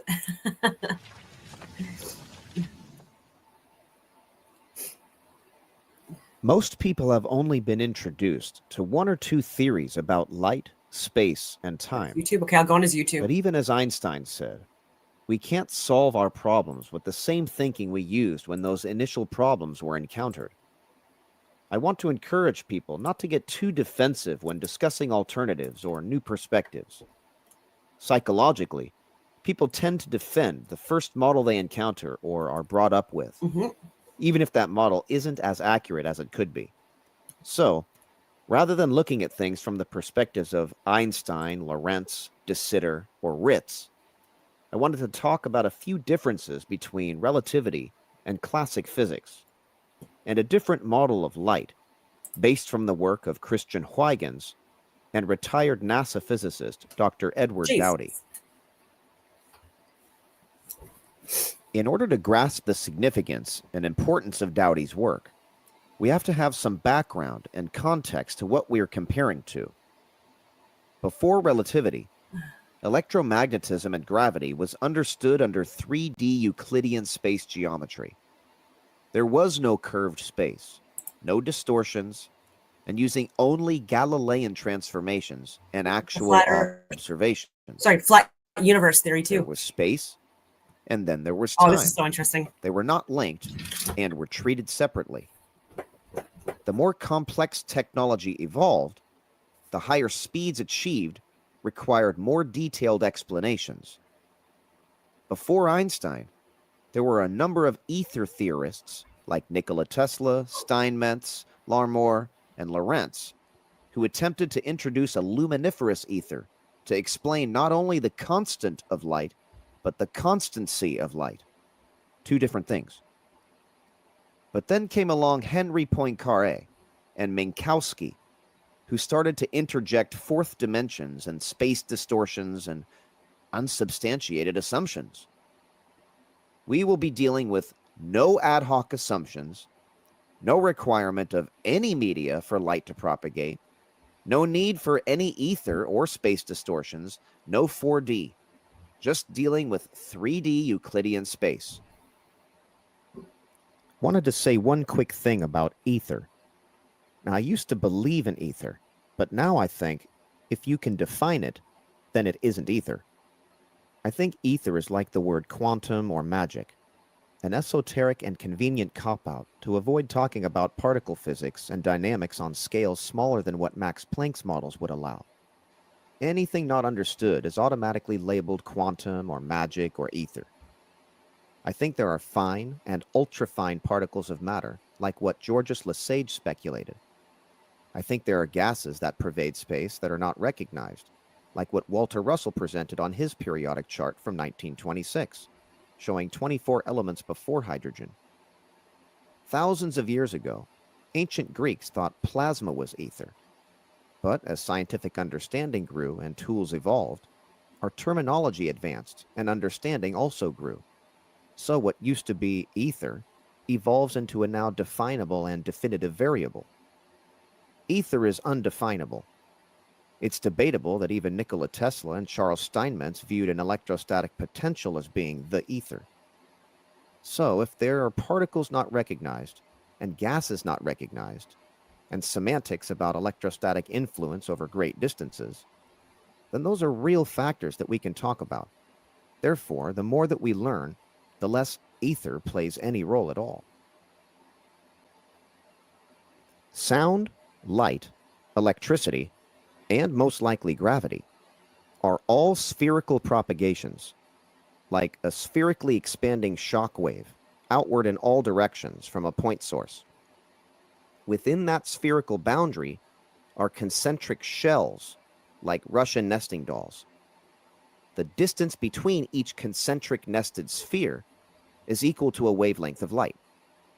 Light is defined as the visible spectrum range for humans, which would be shock waves of nested concentric spheres that are coherently spaced between a certain nanometer wavelength. As those spheres expand through you, past you, or around you, you experience those nested shock waves as a wavelength of light at the rate of c, or at the rate of about 720 miles an hour at sea level for sound. Although sound requires a medium to travel, electromagnetic radiation and light does not require any medium to propagate. But if there is a media present, it will be affected and present the already existing packet. There is media throughout the cosmos in any case, but it's not required for this emissions theory. And in this theory, there is no particle wave duality, since all emissions are spherical propagations. If you were to take a cross-section of those nested spheres and trace a path on one plane from the point source, you would see that wave on the x and y axis, but it's not a wave. That's just a cross-section of the nested expanding spheres. Like dropping a pebble in a pond and seeing the ripples expand. That's a 2D representation of a 3D sphere. You're only seeing a cross-section. But that wave is in regards to a 2D graphical representation of a rectilinear path from the source of an actual 3D expanding sphere. Now, the next natural question is, what is expanding? What is waving? And again, there is no thing expanding. As an analogy, a shock wave isn't made of anything. It's a disturbance of and in a media. But so people can start to visualize Huygens' principle and how light expands, this is a great next step. Rather than thinking of squiggly lines that travel through the air, a wave is what something does, not what something is. But light is a massless disturbance. It is not made of anything. You can pick anywhere on that spherical boundary and call it a photon. You can look at the center of that expanding sphere as a photon. You can call anywhere within that spherical boundary photons. If people have a problem with that term, use wave packet. When you flick a lighter, a sphere of light propagates outward in all directions, analogous to a shock wave. So call it what you want. Here is where we begin to see subtle differences between models, which lead to major implications. Any time the straight-lined path of light is disturbed or interfered with, that portion of the expanding sphere is absorbed by the media or the atoms making up matter, whatever interfered with it. That portion of the sphere ceases to exist, gets absorbed by the interference itself. The energy from that primary wave packet diminishes to zero and is extinguished. The so-called reflection of that shock wave is a brand new secondary wave packet altogether, being re-emitted from the surface of the wall or whatever absorbed that primary. Not that the primary wave ricocheted. This is one of the main points with the greatest implications for illusions throughout the rest of science. If the velocity of light is even a tiny bit dependent upon the velocity of the light source, then my entire theory of relativity and gravitation is false. That is a quotation of Albert Einstein from a letter to Erwin Finley of August of 1913. When we look at a mirror, that is not the same light bouncing back. Light does not ricochet. In reality, a wave packet is absorbed by the atoms making up the surface of a mirror, a wall, matter, cosmic dust, a plasma atmosphere, anything, any media of any kind. The wave packet ceases to exist, and a brand new secondary wave packet is simultaneously re-emitted at a tangent from the interference itself, giving the illusion that the original wave packet ricocheted and continued on. Now, inelastic and elastic collisions of particles apply to ricochets. Snell's law, Fermat's law, and the math to describe the tangential re-emissions are valid and apply. But wavefronts and shock waves are absorbed, cease to exist, and whatever interfered with them becomes a secondary emitter, reproducing a brand new wave packet. And that secondary wave is traveling relative with the secondary emitter or the interference, which means technically reflection does not exist, and neither does refraction, diffraction, deflection, length contraction, dilation, dispersion, Doppler shift, or redshift, because all of those examples assume that a primary wave packet ricochets off of the surface or is interfered with and then continues on. But wave packets propagate until they are interfered with, and then they cease to exist at the point of interference. And the surface of the mirror re-emits a brand new light as an equal and opposite reaction. So, relativity and most all previous emissions theories subscribe to the idea that the same light has always existed since some Big Bang, and that the same light is bouncing around forever, ricocheting, deflecting, contracting, and then continuing on. And that light and time follow the same rules and that they're linked. But light and time are not linked.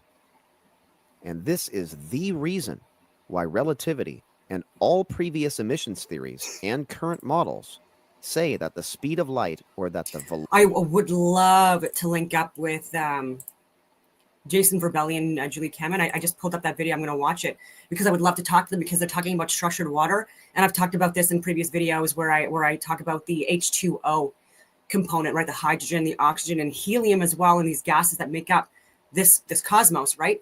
And how light, the visible and invisible light spectrum, is projected via, like, it's largely dependent on the protons and the electrons within these elements and these gases that comprise this environment. I'm including water in that too, right? H2O is water, and then there's different structures of water as well, H3O2 and stuff like that, and then the air that we breathe, and then as you go higher up in elevation, where there's less pressure, you have it where, like, the ionization process is significant.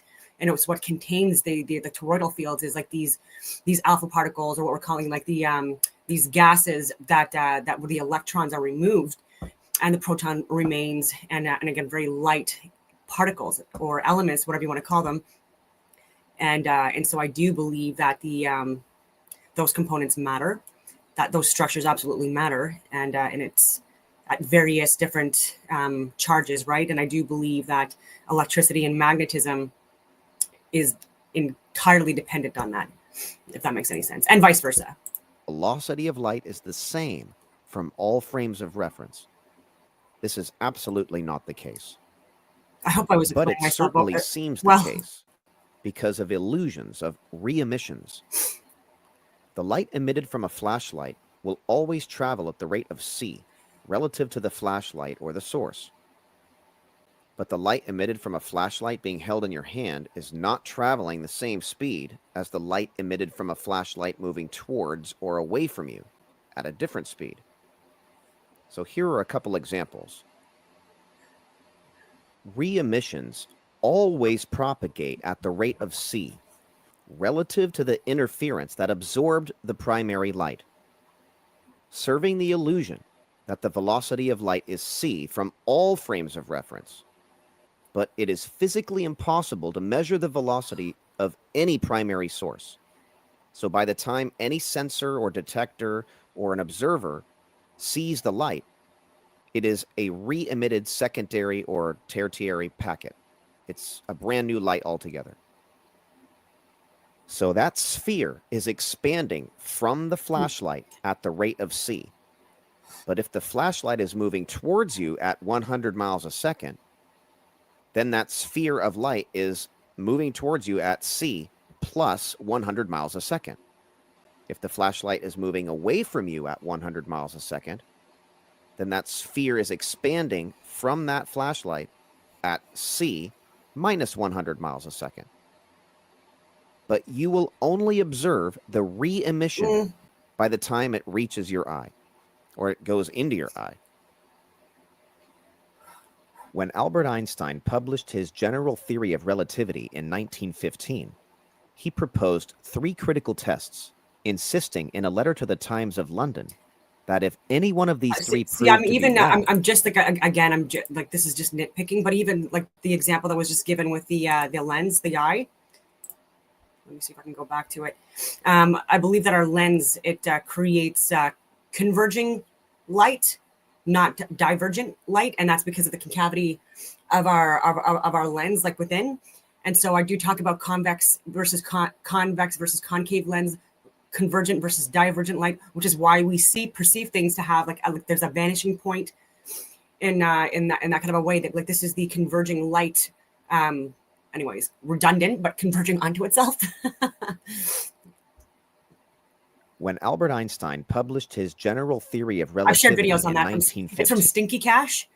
Yeah, forget the name. Like people just use different names just to, his real name is Jeff. he proposed 3 critical tests, insisting It's Stinky Cash because he talks a lot about the Federal Reserve and how it's stinky cash. in a letter to the Times of London that if any one of these 3 proved to be wrong, or that if there were any alternative methods to yield the same conclusions and predictions, that relativity would not be needed and would eventually collapse. Here are 3 such credible challenges and alternatives which yield the same conclusions. And here is a more detailed list of other solutions and So this is all very interesting. I'm not just saying that, but I want to get into like the other video with the structured water to see, because again, this is about electromagnetism as well. And I might not, I won't put the whole thing. Beautiful till it all burns out. Like falling stars, miracles dancing on the ground. And we're right with you, the feeling strikes deep down. We're right with you. And we're right with you, the feeling strikes deep down. Suffering grows, yeah. They say that life is beautiful. Would you let me know? Yeah. They say that life is beautiful. Would you let me know? Yeah.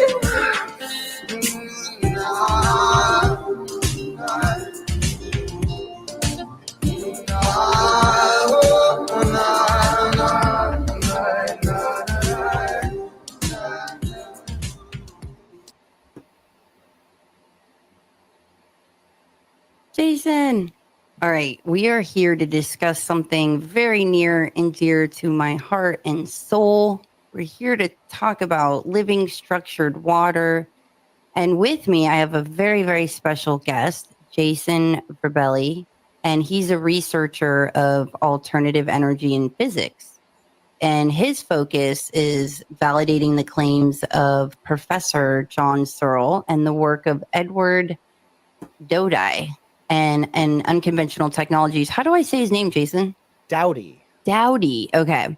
He has diligently studied the fantastic properties of, get this, nanobubbles and how they can improve agriculture, industry, and restoration of the biosphere. He is the apprentice of the legendary late Professor John Searle and currently works with Fernando Morris, establishing the company SEG Magnetics Incorporated.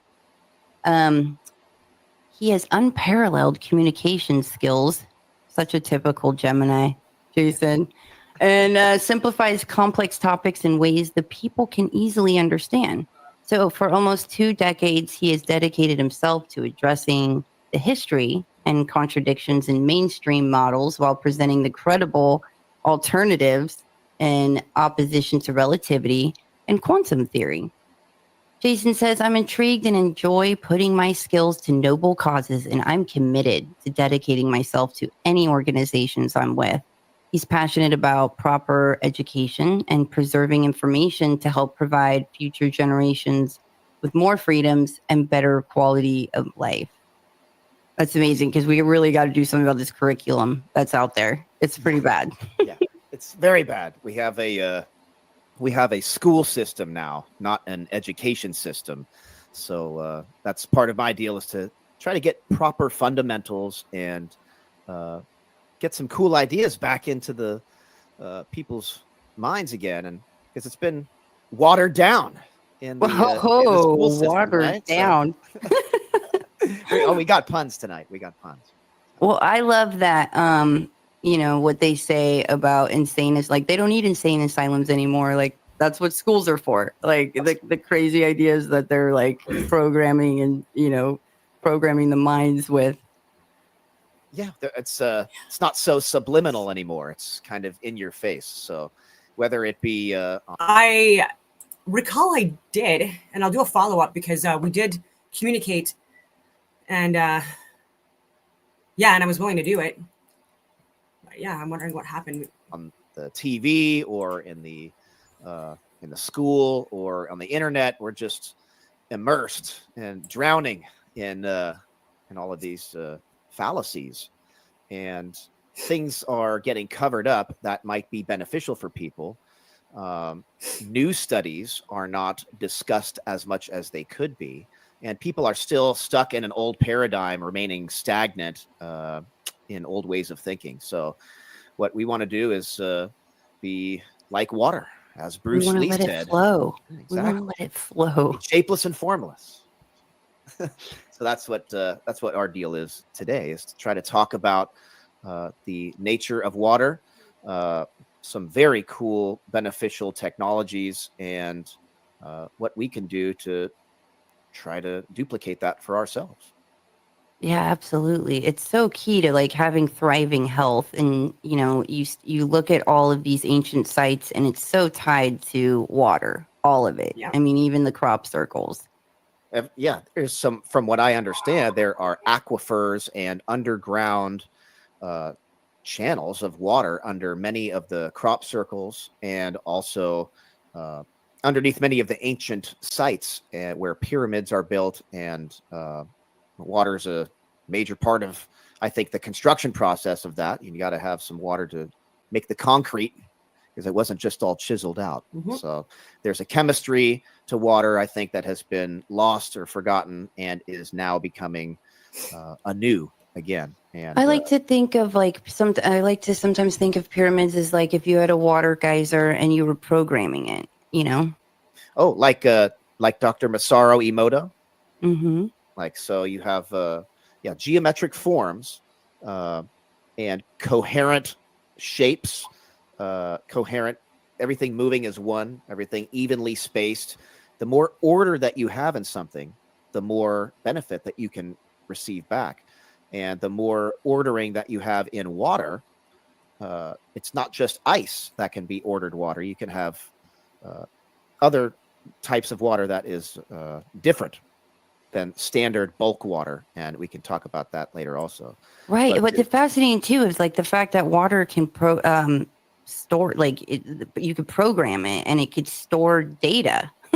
Yeah, and it can act as like a computer, like liquid crystals you can program, like calculators and LCD screens, and the same might be the same for water crystals and for different electric states of water. You can energize that in order to make batteries and retain charge.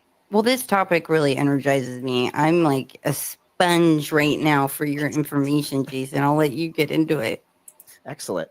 I gave a talk few years ago. I think it was in 2016. It was called the Magnetic Field of Dreams. And in that talk, I discussed electrically activated water and so-called structured water and all of these different structured water units. And I sent you a link. I can actually do a longer video today because I had a meeting that I was supposed to have at 11:30. It was canceled like just like 2 hours ago. And so that freed up my day because obviously I was expecting to do that for a while. With some of those in there, and I'll try to go back into the conversation and put it in the chat or something. I'm not sure if people have access to that chat now or later. Yeah, just let me know what link. I have all the links in front of me. I posted a lot of them in the description. Excellent. Okay, so people have access to that. That's great. That's what I want to share is firstly is that I'll give you like 50 different links. Sorry about that. Such a Gemini. You're such a Gemini. I'm sorry. I've got plenty of information. No, I love it. I love it when Geminis are on their purpose path, like because they'll floor you with so much information and back it all up. Yeah, I'm not trying to obfuscate, not trying to overwhelm people with the information. No, are you kidding me? This is some like no pressure. It's just some of the most important information for humanity. You know what I mean? You know, whatever. In that talk, I discussed the work of a man named Steven Settlemyer, and he came out with this company called Divinia and Divinia Water. I have some.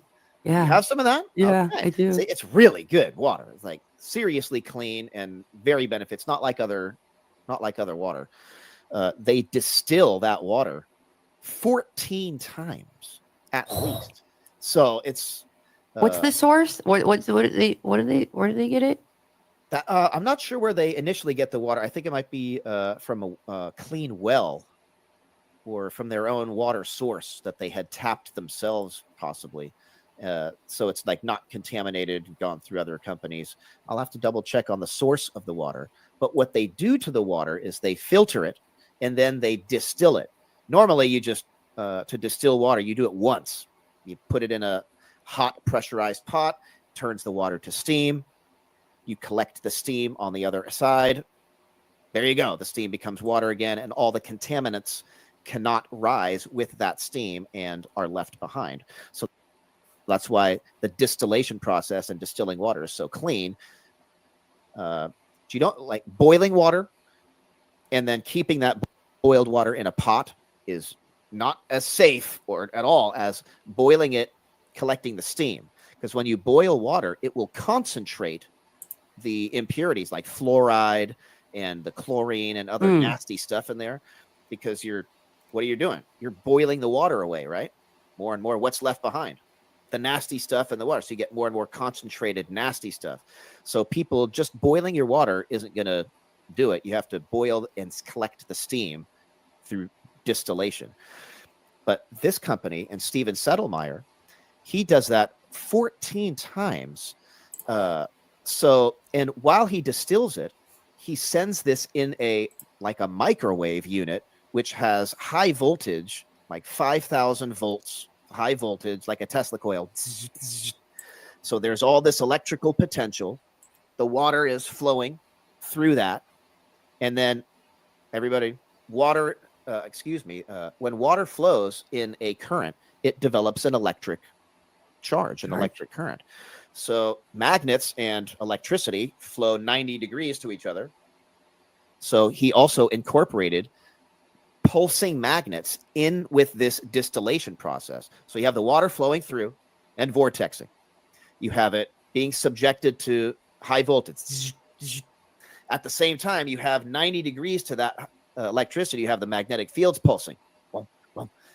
And then you have the process repeating. So he says, Stephen Settlemyer says that this process makes for the Mickey Mouse ears of the hydrogen and oxygen. You have 2 parts hydrogen, 1 part oxygen. The Mickey Mouse ears hydrogen, he says, are going counter-rotating. But this particular process makes it so that they are going in the same direction. And in that electrical state, it's a different type of water, and it serves a lot more benefit. And he has case studies of people drinking this water who were in hospitals and needed a kidney transplant or a liver transplant, and then they didn't need the transplant after that. You know what's interesting is how I found out about it. This is a little TMI, but how I found out about it, a good friend of mine told me it was like liquid Coke. Like when he was telling me about this exact company, he said, "Oh my gosh, Julia, like you're a water snob. Like you're gonna love this. It's literally like Coke and water. Like he goes, I feel so energized. He had health issues, he had ailments, and he noticed such an immediate difference. Like it didn't take a lot of time. He noticed it quickly, quick results, and couldn't believe the difference. So he immediately wanted to, what do you want to do? You want to run and tell the people? Yeah, eureka. That's what other tests of people drinking not only just the Divinia water, but other types of claimed structured water or aerated water, oxygenated water, hydrogen water. All of these different things apparently make your cells more individualized, more buoyant, have more surface area to absorb oxygen and deliver that oxygen, and more. Gilbert Ling, he says like the water inside you, like the molecule is different, but a lot of his books are really hard to understand. I think he passed away in like 2019, a few years ago. Okay, yeah, but the fact that of going into the water inside of you, like molecularly, but I would think that'd probably be why like sound alchemy is so key too, like harmonizing your cells. Exactly. I was just about to say that the Tibetan monks and other Buddhists and different faiths have suggested that the water inside you needs to be corrected or ordered in order to fix certain ailments or mental disorders even. And by doing mantras or even Tibetan bowls and the resonance, or just bringing yourself to a different mind state, clearing your thoughts, doing meditation, becoming one, just staying in between breaths, whatever you want to call it, just getting into a more ordered, coherent mind changes the structure of yourself and the makeup of your cells. And the more conscious order reaps that physically. So it all starts with the thought. I talk a lot about cerebral spinal fluid, and it's very different that it's one molecule different than seawater. And then, No, I did not know that. Yeah, it's one. And then that's what really got me is I feel like such a broken record. I'll constantly talk about this like forever, but about how the flow to your heart, like the blood in your heart, like the heart, it spins the blood where it's like 2 streams that spin around a third one. And then with your cerebral spinal fluid, it does that as well. It spins it like where it's like DNA, 2 streams spinning around a third one. And so would have noted with the living structured water and it, doing that divine dance where it's that vortex. I think it's key to us thriving. I think there's so much answers into that. And that's where like my dream would be for everybody to have an ingesting living structured water. Yeah. You don't want to have dead, stagnant water. That's why even if you have, those milk frothers, just put that in your water. It makes a nice vortex.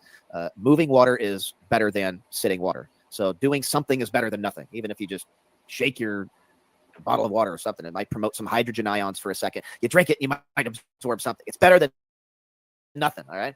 But that's part of the speculation from skeptics throughout the years is that you can only get so much benefit from water. There's no such thing as structured water.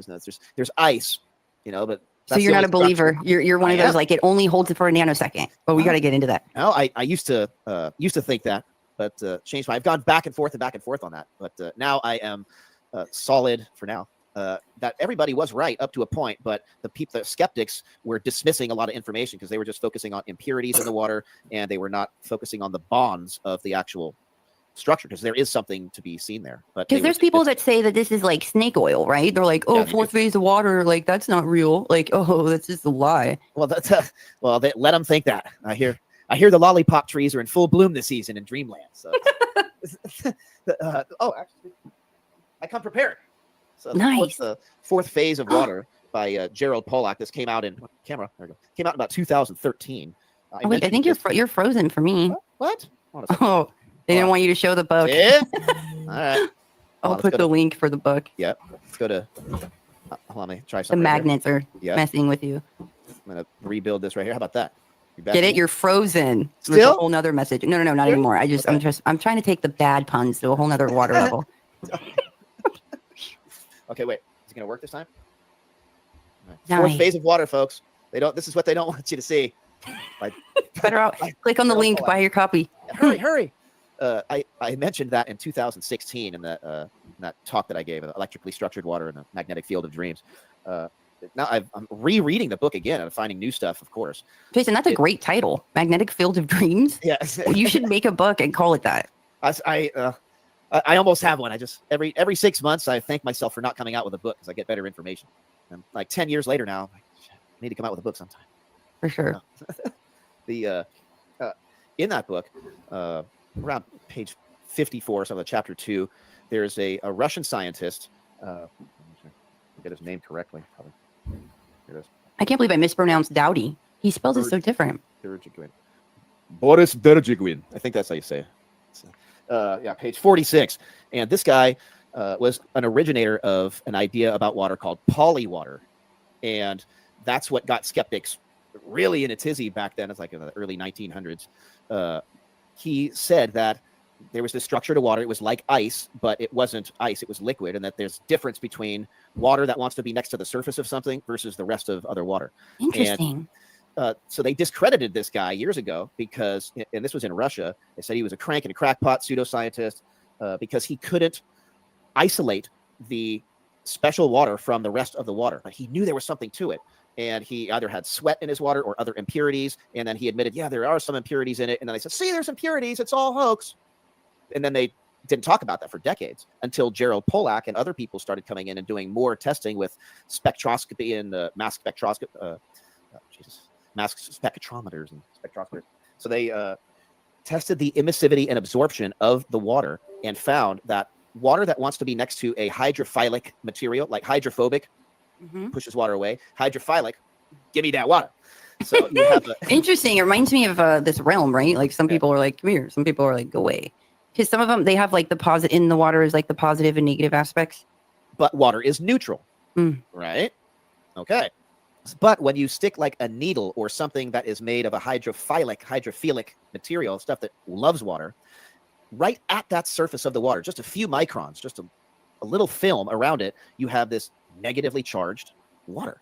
It's ordered water like a crystal, but not as ordered as ice, but it's a liquid, and it's been tested with electrodes and everything. It is indeed a charged water. But then there is a lot of hydronium ions which produce a positive charge to cancel that out outside of that boundary. So the total bit of water is neutral. But when you test it very, very close, just next to the surface of a substrate or a material, there is a definite difference to this water, which gives credence to this guy decades ago about polywater.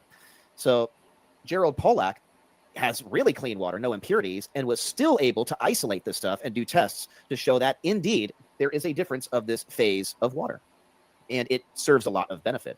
But as soon as you go to drink it, it mixes with the other water. It goes away from that surface, so you lose the effect immediately.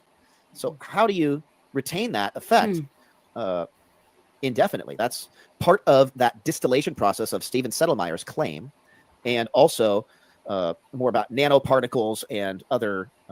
We'll get into nanobubbles later, but I can't wait. That's another part of it also. It's like a rabbit hole. Tiny stuff.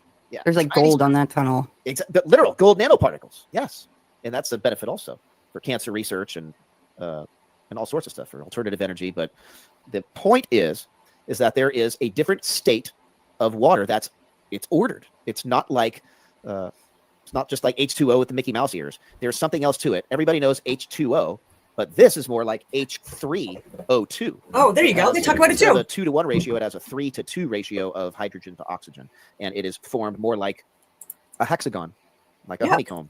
Talk about it, H3O2 as well. And it looks Of course. beautiful. It is. Yeah, it looks Amazing. beautiful. Throughout nature, everything that Saturn has the hexagon on its poles. Bees with their hexagon honeycombs. Graphite with honeycomb structure. You can take a piece of coal and try to connect a power source to it. The coal isn't going to give you much conductivity, right? But if you turn that coal into nanotubes or graphene, that same carbon, that same coal becomes extremely conductive, way more Super so cool. than copper. Yeah, cool. Woo. So cool. Cool for coal. So it's it depends on the ordering of the material you have. Coal in its natural state is just a hunk of black rock, doesn't do much for you. But if you have one atom thick or thin, then it can connect like a chain link fence in a hexagonal grid, and then you can get much more conductivity out of it. So the more order that you consciously put into something is the more benefit that you can reap in return. And where do you find these hexagonal structures in nature is mainly in high pressure environments like Saturn, the center of the sun, or very, very high pressured states. And in those high pressure states, you get an ordering occurring for van der Waals forces and repulsion, because things are scrunched together so tightly that the electrons and the atoms are fighting against each other like magnets that want to repel. So then you get this even grid after a certain point of pressure. And that's what this other bulk water simulates, is a high pressure state. So anytime you have something simulating and mimicking a high pressure state, you're going to have some special stuff associated with it, because you can only get that benefit from a high pressure state. And if you consciously engineer that, then you're going to just reap that back. And say with water. Water break. Exactly. But did you ever see Frozen Part 2? I haven't even seen the first one. No. You know what's funny is like people all over were telling me, like people I would meet, people I knew, they kept saying like, "Hey, have you seen Frozen Part 2? You really got to watch that. Like everything you're into is in that movie." And I remember thinking like, I'm never gonna watch. Come on, you guys! Like Frozen Part 2. I saw it and I was like crying tears of joy like throughout it. I'm like, oh my god, there's even an entrance at the top of Earth, like to inner Earth. Like it really is everything I'm passionate about. But what they show about water, I highly recommend Frozen Part 2, Jason. It's gonna hit. It hits different. It does. It's different. It's like it's like a soft. It's like a disclosure. I'm not even kidding. A soft disclosure. Frozen 2. I'm serious. Excellent. Yeah, the ocean water. That's another thing that. Yeah, the desalination. I mean, there are places that do it, but you know, California just announced that they are taking. Did you see that? Yeah, that's happening here where I live in San Diego. The toilet to tap here. Toilet to tap. Yeah, and they're skipping the whole reservoir stage. So apparently, it's supposed they take this stuff and they put it in the bulk of some water, which then dilutes it. And then they take that and then they process it. They're like, nah, we're gonna skip that process and go straight from the pooper to your mouth. Water, dude. Yeah. That is so wrong. Like, not only that, but I had made a meme actually about about the water in San Diego, that reservoir. They said that the governor, did you see that about how they dumped a whole bunch of like so much water, and they said that the governor told them to. What? Newsom? Yeah. Oh yeah. Every time I drive down the 5 or drive up the 5, I'm visiting my family in the San Francisco Bay Area. You're going down the 5, and there's like the whole agriculture section there, and you see like, stop using our dam water, DAM, because they keep diverting, they keep damming up this water, and instead of using it for our agriculture in California, the crops, they just send it back to the ocean. Like, because the salmon and some fish, you know. Man, what really fascinated me I have this this friend who's a patent attorney. And he was discussing how he was doing a case, and the judge in Sacramento that was overseeing that case would pause it, and he would have to take water cases, and there'd be, you know, because there's only one judge in the whole country that presides over every water dispute in this country. And so that I was like, I want to know more about this guy. Like, he's in Sacramento? Like, what do you mean one judge oversees all of the issues? He's no longer, I think he's retired. The guy now is now, but he's no longer the guy. But still, the fact that of how that works, that really blew my mind. What? Yeah, I'm gonna have to look into that one person, the water wizard, and it's not even Victor Schauberger. That's doesn't sound right. He is like a water god, Victor. Oh yeah, I have like all of his books, or the books that were written about him, and his implosion repulsine. If you're familiar with that one, that is an implosion unit that is, it has slits cut into it, and it rotates, and it develops negative pressure from the rotation. So it pretty much sucks in air when it spins really quickly, right? So it mixes air with water, like a Venturi tube or a Venturi mixer. You know what that is? No. You have a pipe of water. Okay, what happens if you poke a hole in that pipe? It'll start squirting water out, right? What happens if you connect a long straw in that tube? It's not really going to squirt the water out. It's actually going to suck air into the tube and then put air into that. As the water's flowing through, it'll suction that, and it'll create a bunch of air bubbles into the water. And that's a Venturi injector. So it's just like a hole into that. So you can have a bunch of bubbles in that, just leading to that. And lost my train of thought because as I was thinking about another technology. Take it. Just take it where it brings you, Jason. Take it. When you're sucking in, it's the implosion repulsine. It's acting like a trompe and a TROMPE. A trompe was invented, I think, in like the 15 or 1600s in France, and it makes compressed air, like to run machinery. So you have a well, and you have natural water running down that well, and you have a bunch of like straws or tubes or something sticking out of that well. So as the water is flowing down the well, it's also trying to suck air into that as well. Yeah, right. Hey. It's got unintentional puns. My gosh. So plenty more where that came from. Right? Gonna do this. So we got this entrained air mixing with the water as it is flowing down this pipe or this tube and channel. And what happens to the bubbles is with more and more pressure, they start to shrink and they can become more compressed. And then you have a cave, a little opening underneath there, and all of those air bubbles collect at the bottom of the cave. Now you have all this massive pressure. So then you drill a hole to access that compressed air, and now you have like you have like hundreds of pounds of compressed air that you can shoot things with and have thrust with. So that's Victor Schauberger's implosion repulsine, where this device spins. You put just a little cap full of air into the slits, and it will suck in air in this thing, and it will start to spin super fast, and it develops this sort of vortex with it. And it is claimed that if you build it big enough, that's how you can make a UFO fly, by sucking in air enough up to a certain altitude. That's interesting because, like, by Catalina, you'll see ships all the time, like UFOs, and they stop and they'll hover over a spot. And so it's like, what are they extracting? And I'm always like, it's kind of like a gas station. Kind of refuel. No, they don't have to refuel.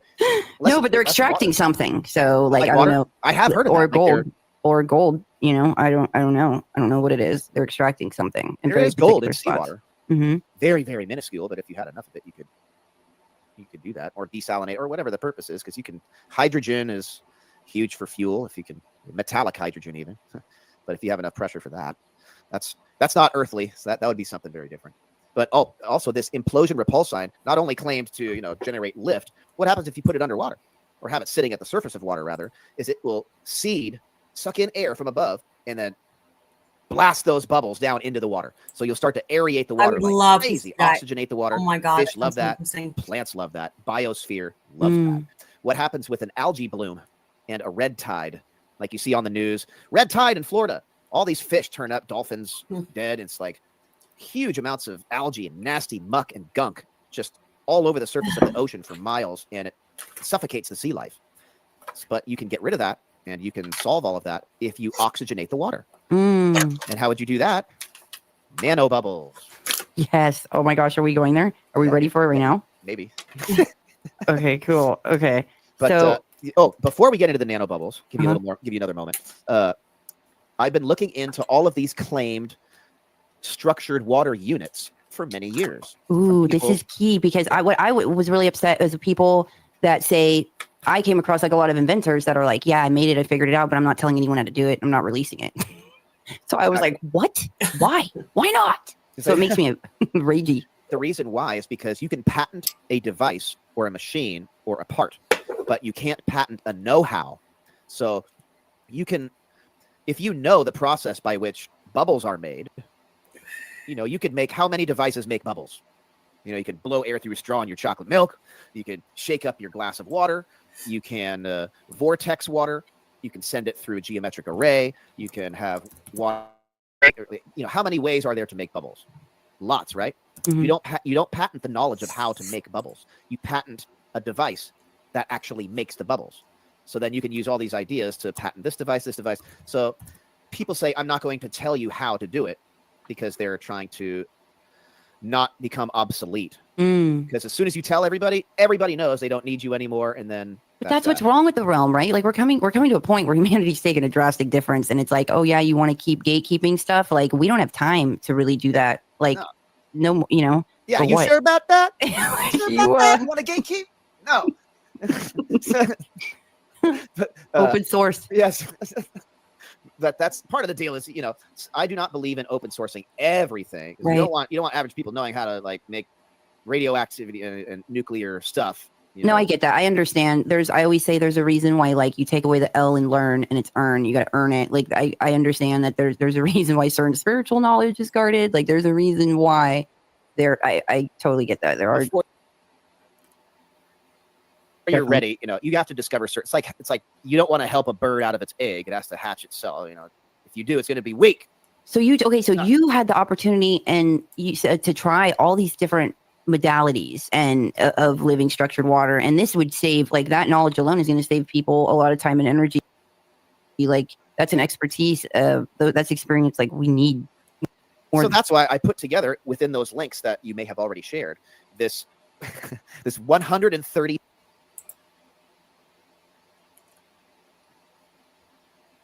page PDF I put together with all these comparisons of different water structure units that I have prepared and even combined, put together, took them apart, see how they work, and then showed people what they are, you know, showed them what they're made of, quite literally. And then I combine them. What are the best aspects of that and how to do it yourself in your own house? And if you want to purchase a commercially made unit by these guys like Dan Winter or Clayton Nolte, or the option to. But if you find that they're too expensive for you, here's how to do it for yourself too. Ooh, So Jason, dude, I love that. Oh my gosh, I love that. so that's what I did. And I like pissed people off for a while, is like taking apart their inventions and showing people how they work for much easier. But still, This is how you print it. This is how you 3D print this, so you and your family can, you know, have access to this. That's a really higher calling, Jason. Yeah, and then I get my page banned, and then I get people angry at me and stuff. So stop sharing my work. Wait, so you have a Rumble though, right? Yes. I put the link in the description, but go ahead and say it, like the name of it right now. I think it's just rumble.com/verbs or the real verbs. Jason Verbelli. People have called me verbs my whole life. Called my dad that, my grandfather that. You're like, I'm really into action. Exactly, a man of action, right? Not just talking. You got to do something with your life. So what's your favorite machine or what's your favorite modality? I like two of them, which I combined, was Dan Winter's imploder nozzle. And mainly I took the aspect where he has magnets forced together, even though they want to repel, with the south pole facing each other is good to have water go through if you want to water plants with it. North pole facing each other is good if humans want to drink it and stuff. So there's different aspects of that. And what about location? That's very interesting. So he cycles the water through this vortex shaped 3D printed piece of plastic that spins the water one way and then spins the water back on itself. And then it is sent through these magnets that want to repel. But the magnets aren't just sitting in this tube. The magnets are against. By the way, Jason, you are frozen. Just so again? you know. Again? Good Lord. Hold on. We're just going to keep plugging the movie Frozen. It's just hopefully, a sign. Hopefully I have an embarrassing facial expression on. Wouldn't be the first time. Next time, do jazz hands. All right. Oh, there you go. Okay. All right, there you go. God help me, God. Just start talking like an Italian, and then hopefully it'll just freeze in really cool positions. Like this. Where was I again? What did I just talk about? like You were talking about the Dan Winters one. that was it was floating back on itself. So that's right. The water, as it corkscrews opposing itself in opposite directions, it is then sent through this tube, and on the outside of this tube are magnets forced together, even though they want to repel. Those magnets aren't just sitting in that tube. Those magnets are stuck against a plate of steel. Okay, so if you want the water to be exposed to only the North Pole, you have to have the South Pole of the magnet touching steel, because that steel will absorb the magnetic fields like a sponge, and that magnetic field will be trapped in the steel.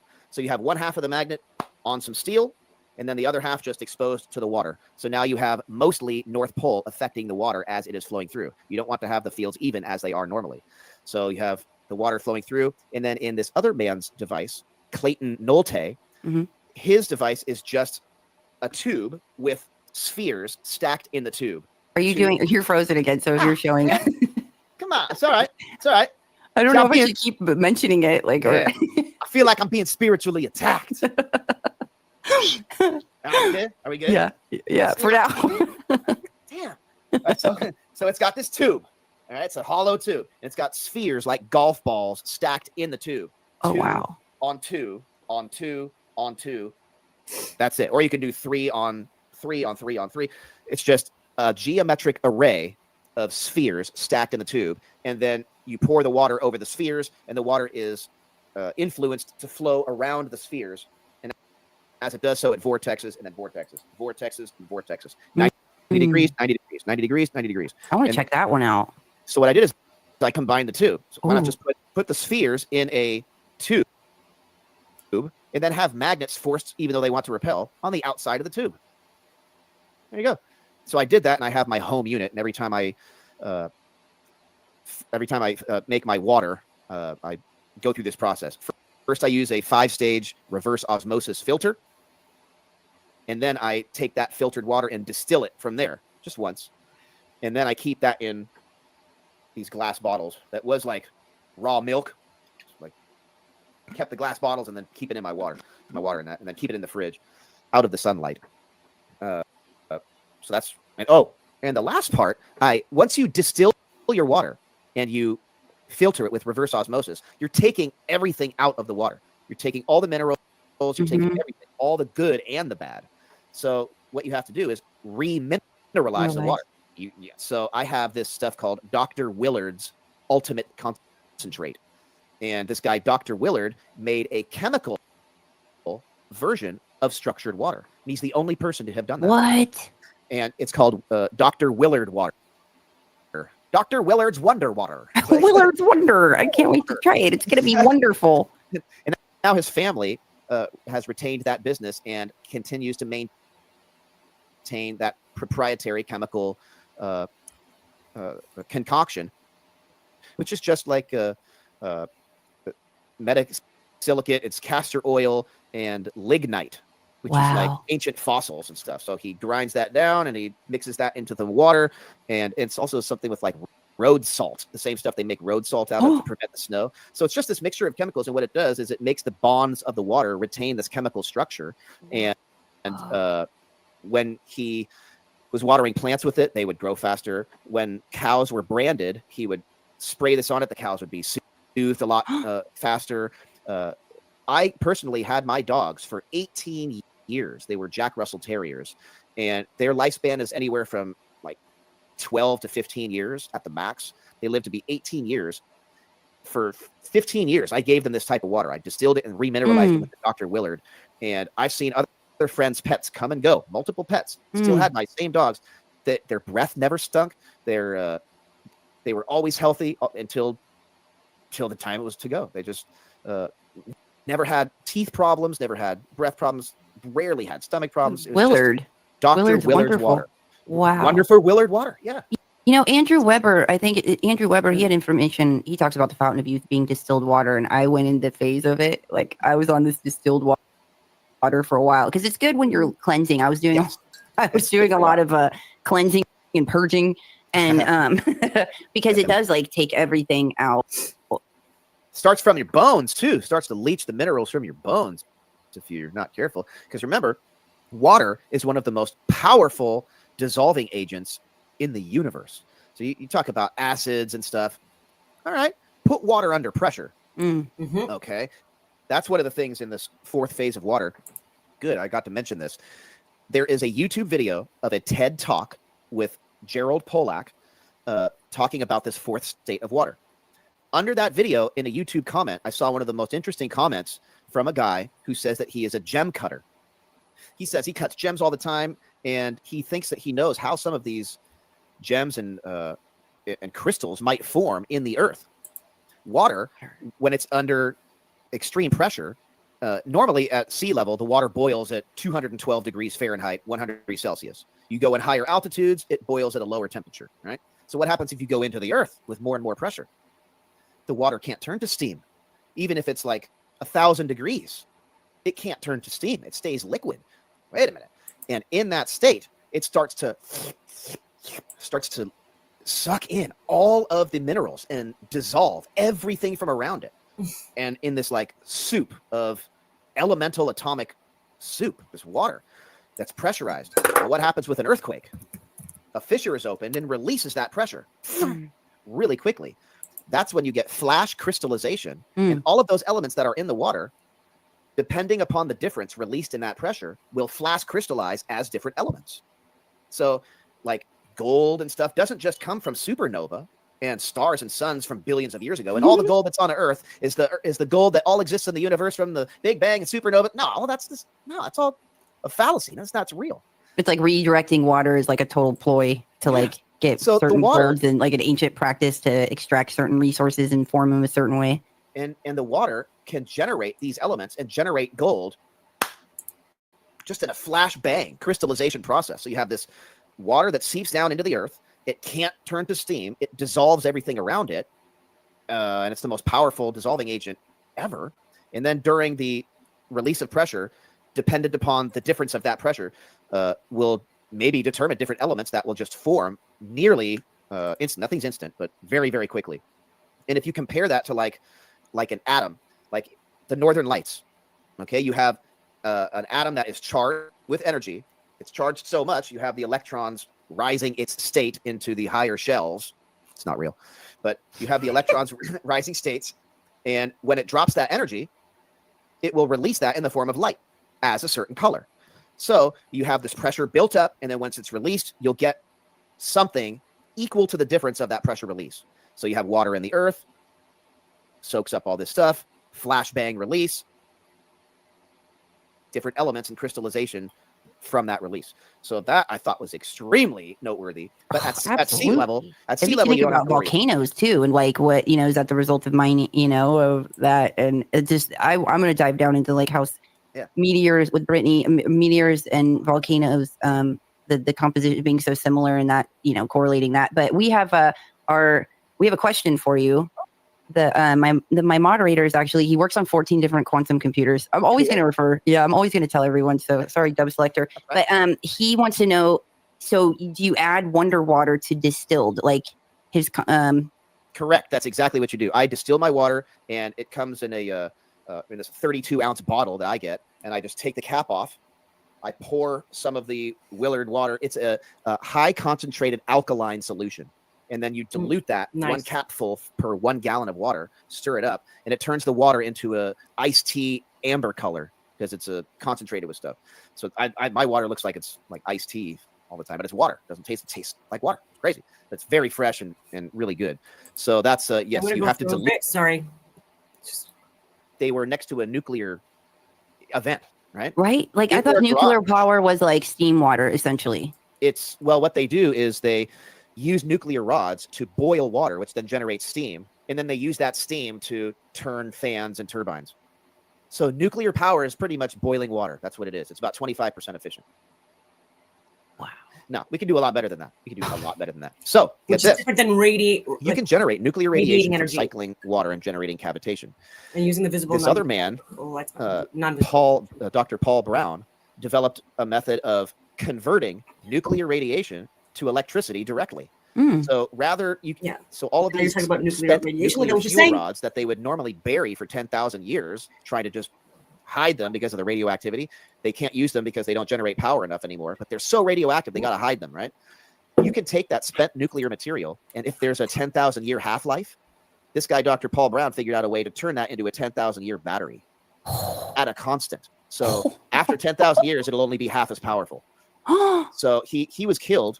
Yeah, so Bill Gates, who bought 3 Mile Island, this is with the nuclear generators, he is going to use that to, again, monopolize the energy grid. Okay, that can easily go to Americans and even, I would argue, some Canadians as well. But is it? Of course not. Like, he's using it for his Microsoft company because they need more energy, more power. So does Amazon. So like the major players of the military, pharmaceutical, tech, industrial complex. In like 1991 or something, he's like 40 years old, just as his company, NuCell, N-U-C-E-L-L, just as that company was going to go onto the stock market, he was killed. But what that does is converts nuclear radiation, and there's a book about it called The Half-Life of a Nuclear Battery. And imagine generating nuclear radiation from water and then converting that to electricity on demand. Like the guy with the water-powered car. Didn't he say like they poisoned me? Like, yes, he was like his last words. Yeah, he was meeting with 2 Belgium investors, Stan Meyer, and he had a glass of wine. I'm gonna have a tea. And then he stood up in the restaurant and said, I've been poisoned, help me. Ran out into the street and then died. And then they said, oh, he died of a brain aneurysm. It wasn't poison. Poisons can make you have aneurysms. You know, there's like government shellfish guns and stuff. You can shoot somebody and give them a shellfish poison stuff and they die on the spot. You can lace bullets with different toxins and stuff. CIA, and they've done that for years. So why wouldn't somebody poison his drink and then they attribute his aneurysm to, oh, he just had a bad brain? What? The water energy tech, man. It seems like the fastest way to get killed.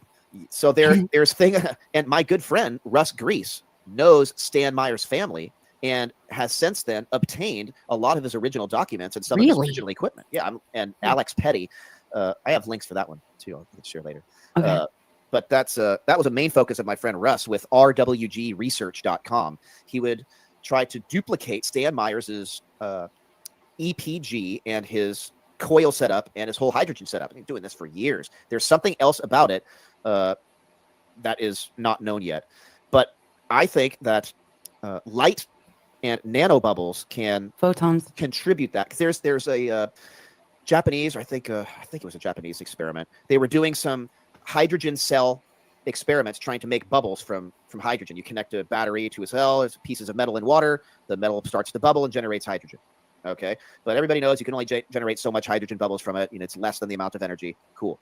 So these guys accidentally left their fluorescent lights on one night, and they came back and found that the hydrogen production was like much more than all of the other experiments because they did all the other ones in the dark. So there was something about the fluorescent lights and the lights on the experiment that just produced more. So why not try to find the exact emission lines of hydrogen and oxygen, and then make laser diodes just of that specific wavelength, then shine that on some water while you're doing the hydrogen experiments. Like, come on, people, think. Like, do something cool. And I don't think anybody's ever done that. But like, you know, I would need money to do that. I don't have all those lasers. I've tried to get some lasers, and you either can't get them or they're like $300 per diode. I really feel like the photons with the water, you know, even with the scalar weight, like that's key. That's so key. You still need water. According to current nuclear theory, you would have to have that heavy water from a nuclear containment system that has all this energy. You would have to have that heavy water convert into the electricity because, according to the nuclear theory. But that guy, Dr. Paul Brown, who converted the radiation to electricity directly, he says current nuclear theory says you could only extract 0.063 watts of power from 1 gram of strontium-90. Strontium-90 has a half-life of 28 years. It's a nuclear material. But he found a way to extract 7,500 watts from that same 1 gram of material. That's over 100,000 times more energy from the same gram of material. And using that material as a half-life, like a battery. So if strontium-90 has a half-life of 28 years, that means you can use 1 gram of that to power your house for 28 years nonstop. Where do you get it? Is it like you don't? That's the whole point. You have to have licensing and nuclear. Don't get it approval. It's Once you're dealing with nuclear Unless you're materials, it's a whole other authorized ballgame. You need like $1 billion of funding. But Paul Brown was able to do that before all those regulations really took off, and he was able to get just like one needle, tiny little thin bit of strontium. Now, I have videos of this of 1987 of him demonstrating this effect. That's so cool. And generating electricity with it. If you scale it up, well, you don't need nuclear power plants. You could just use what Right. you And already they're like totally digging for all the lithium and what on the border of Oregon and Nevada. Really? They haven't sold out to China yet? Right. And that's where it's like huge. And it's interesting the history in that area. Like there was a lot of battles with the indigenous ones over that land. And then you find out like how rich it is in lithium. And it's almost like I feel like they recently discovered this, but that's there's more nickel in a lithium ion. I think that's more beneficial than the actual lithium. But they're going to eventually, I thought they were going to do this years ago, switch to aluminum ion batteries rather than lithium, because I've heard that you can get 8 times faster charge in an electric car, or you can drive 8 times farther on the same charge or something like that. There's some claim like that, but the technology isn't available yet. They always use it for themselves before they commercialize it. so okay. So the living structured water, there's debate. I loved your video. There's debate on how long it holds it. And you brought up, and I was just absolutely floored and angered. So just like we were discussing earlier, this Russian guy with the poly water, those effects are very short-lived, with the benefits when you try to test that water and remove the water away from the surface of something, the effect goes away. So if you want to try to drink this negative charged water, by the time the water leaves the surface of that a few microns away, it's already short-lived. If you are to send water and churn it and aerate the water, or even have cavitation in the water, you can promote hydrogen ions and negative charges for a very short period of time, maybe microseconds, or as long as there are bubbles in the water. So if you drink the water and you pour it onto plants, they'll have some more benefit, but it's extremely short-lived.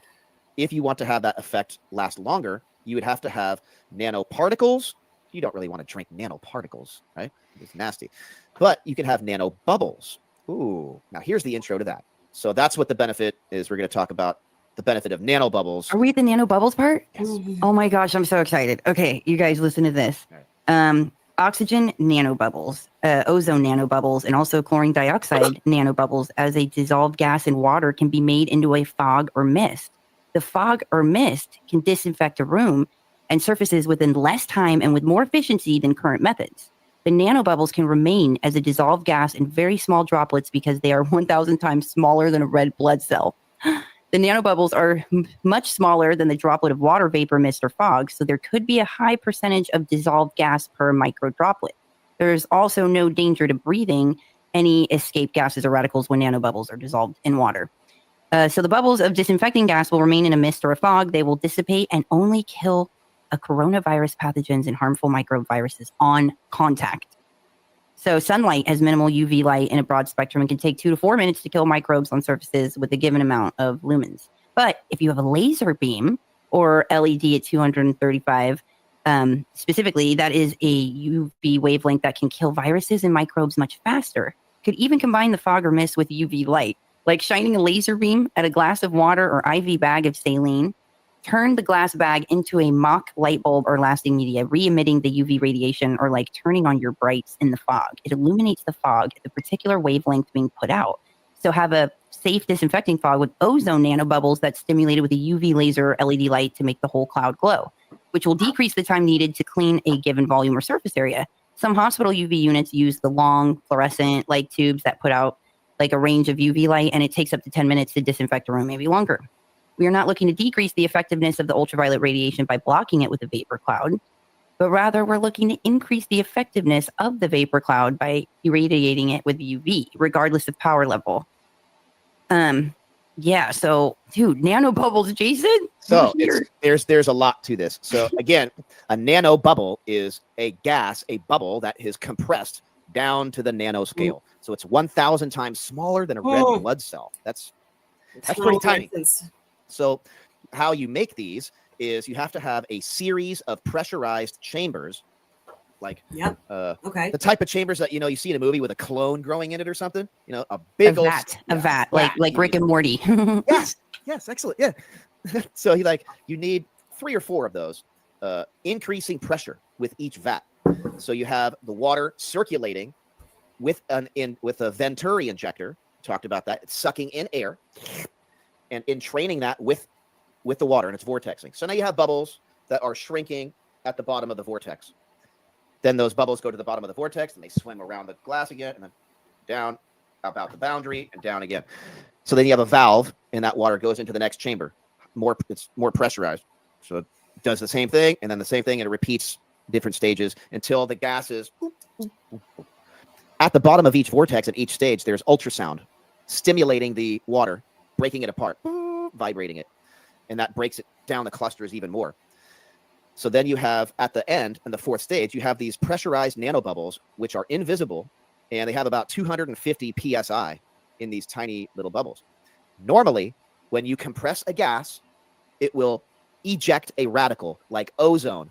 Ozone is 3 parts oxygen. It's not stable. That third part of oxygen will shoot off and will hurt you. It's bad. You don't want to breathe in ozone.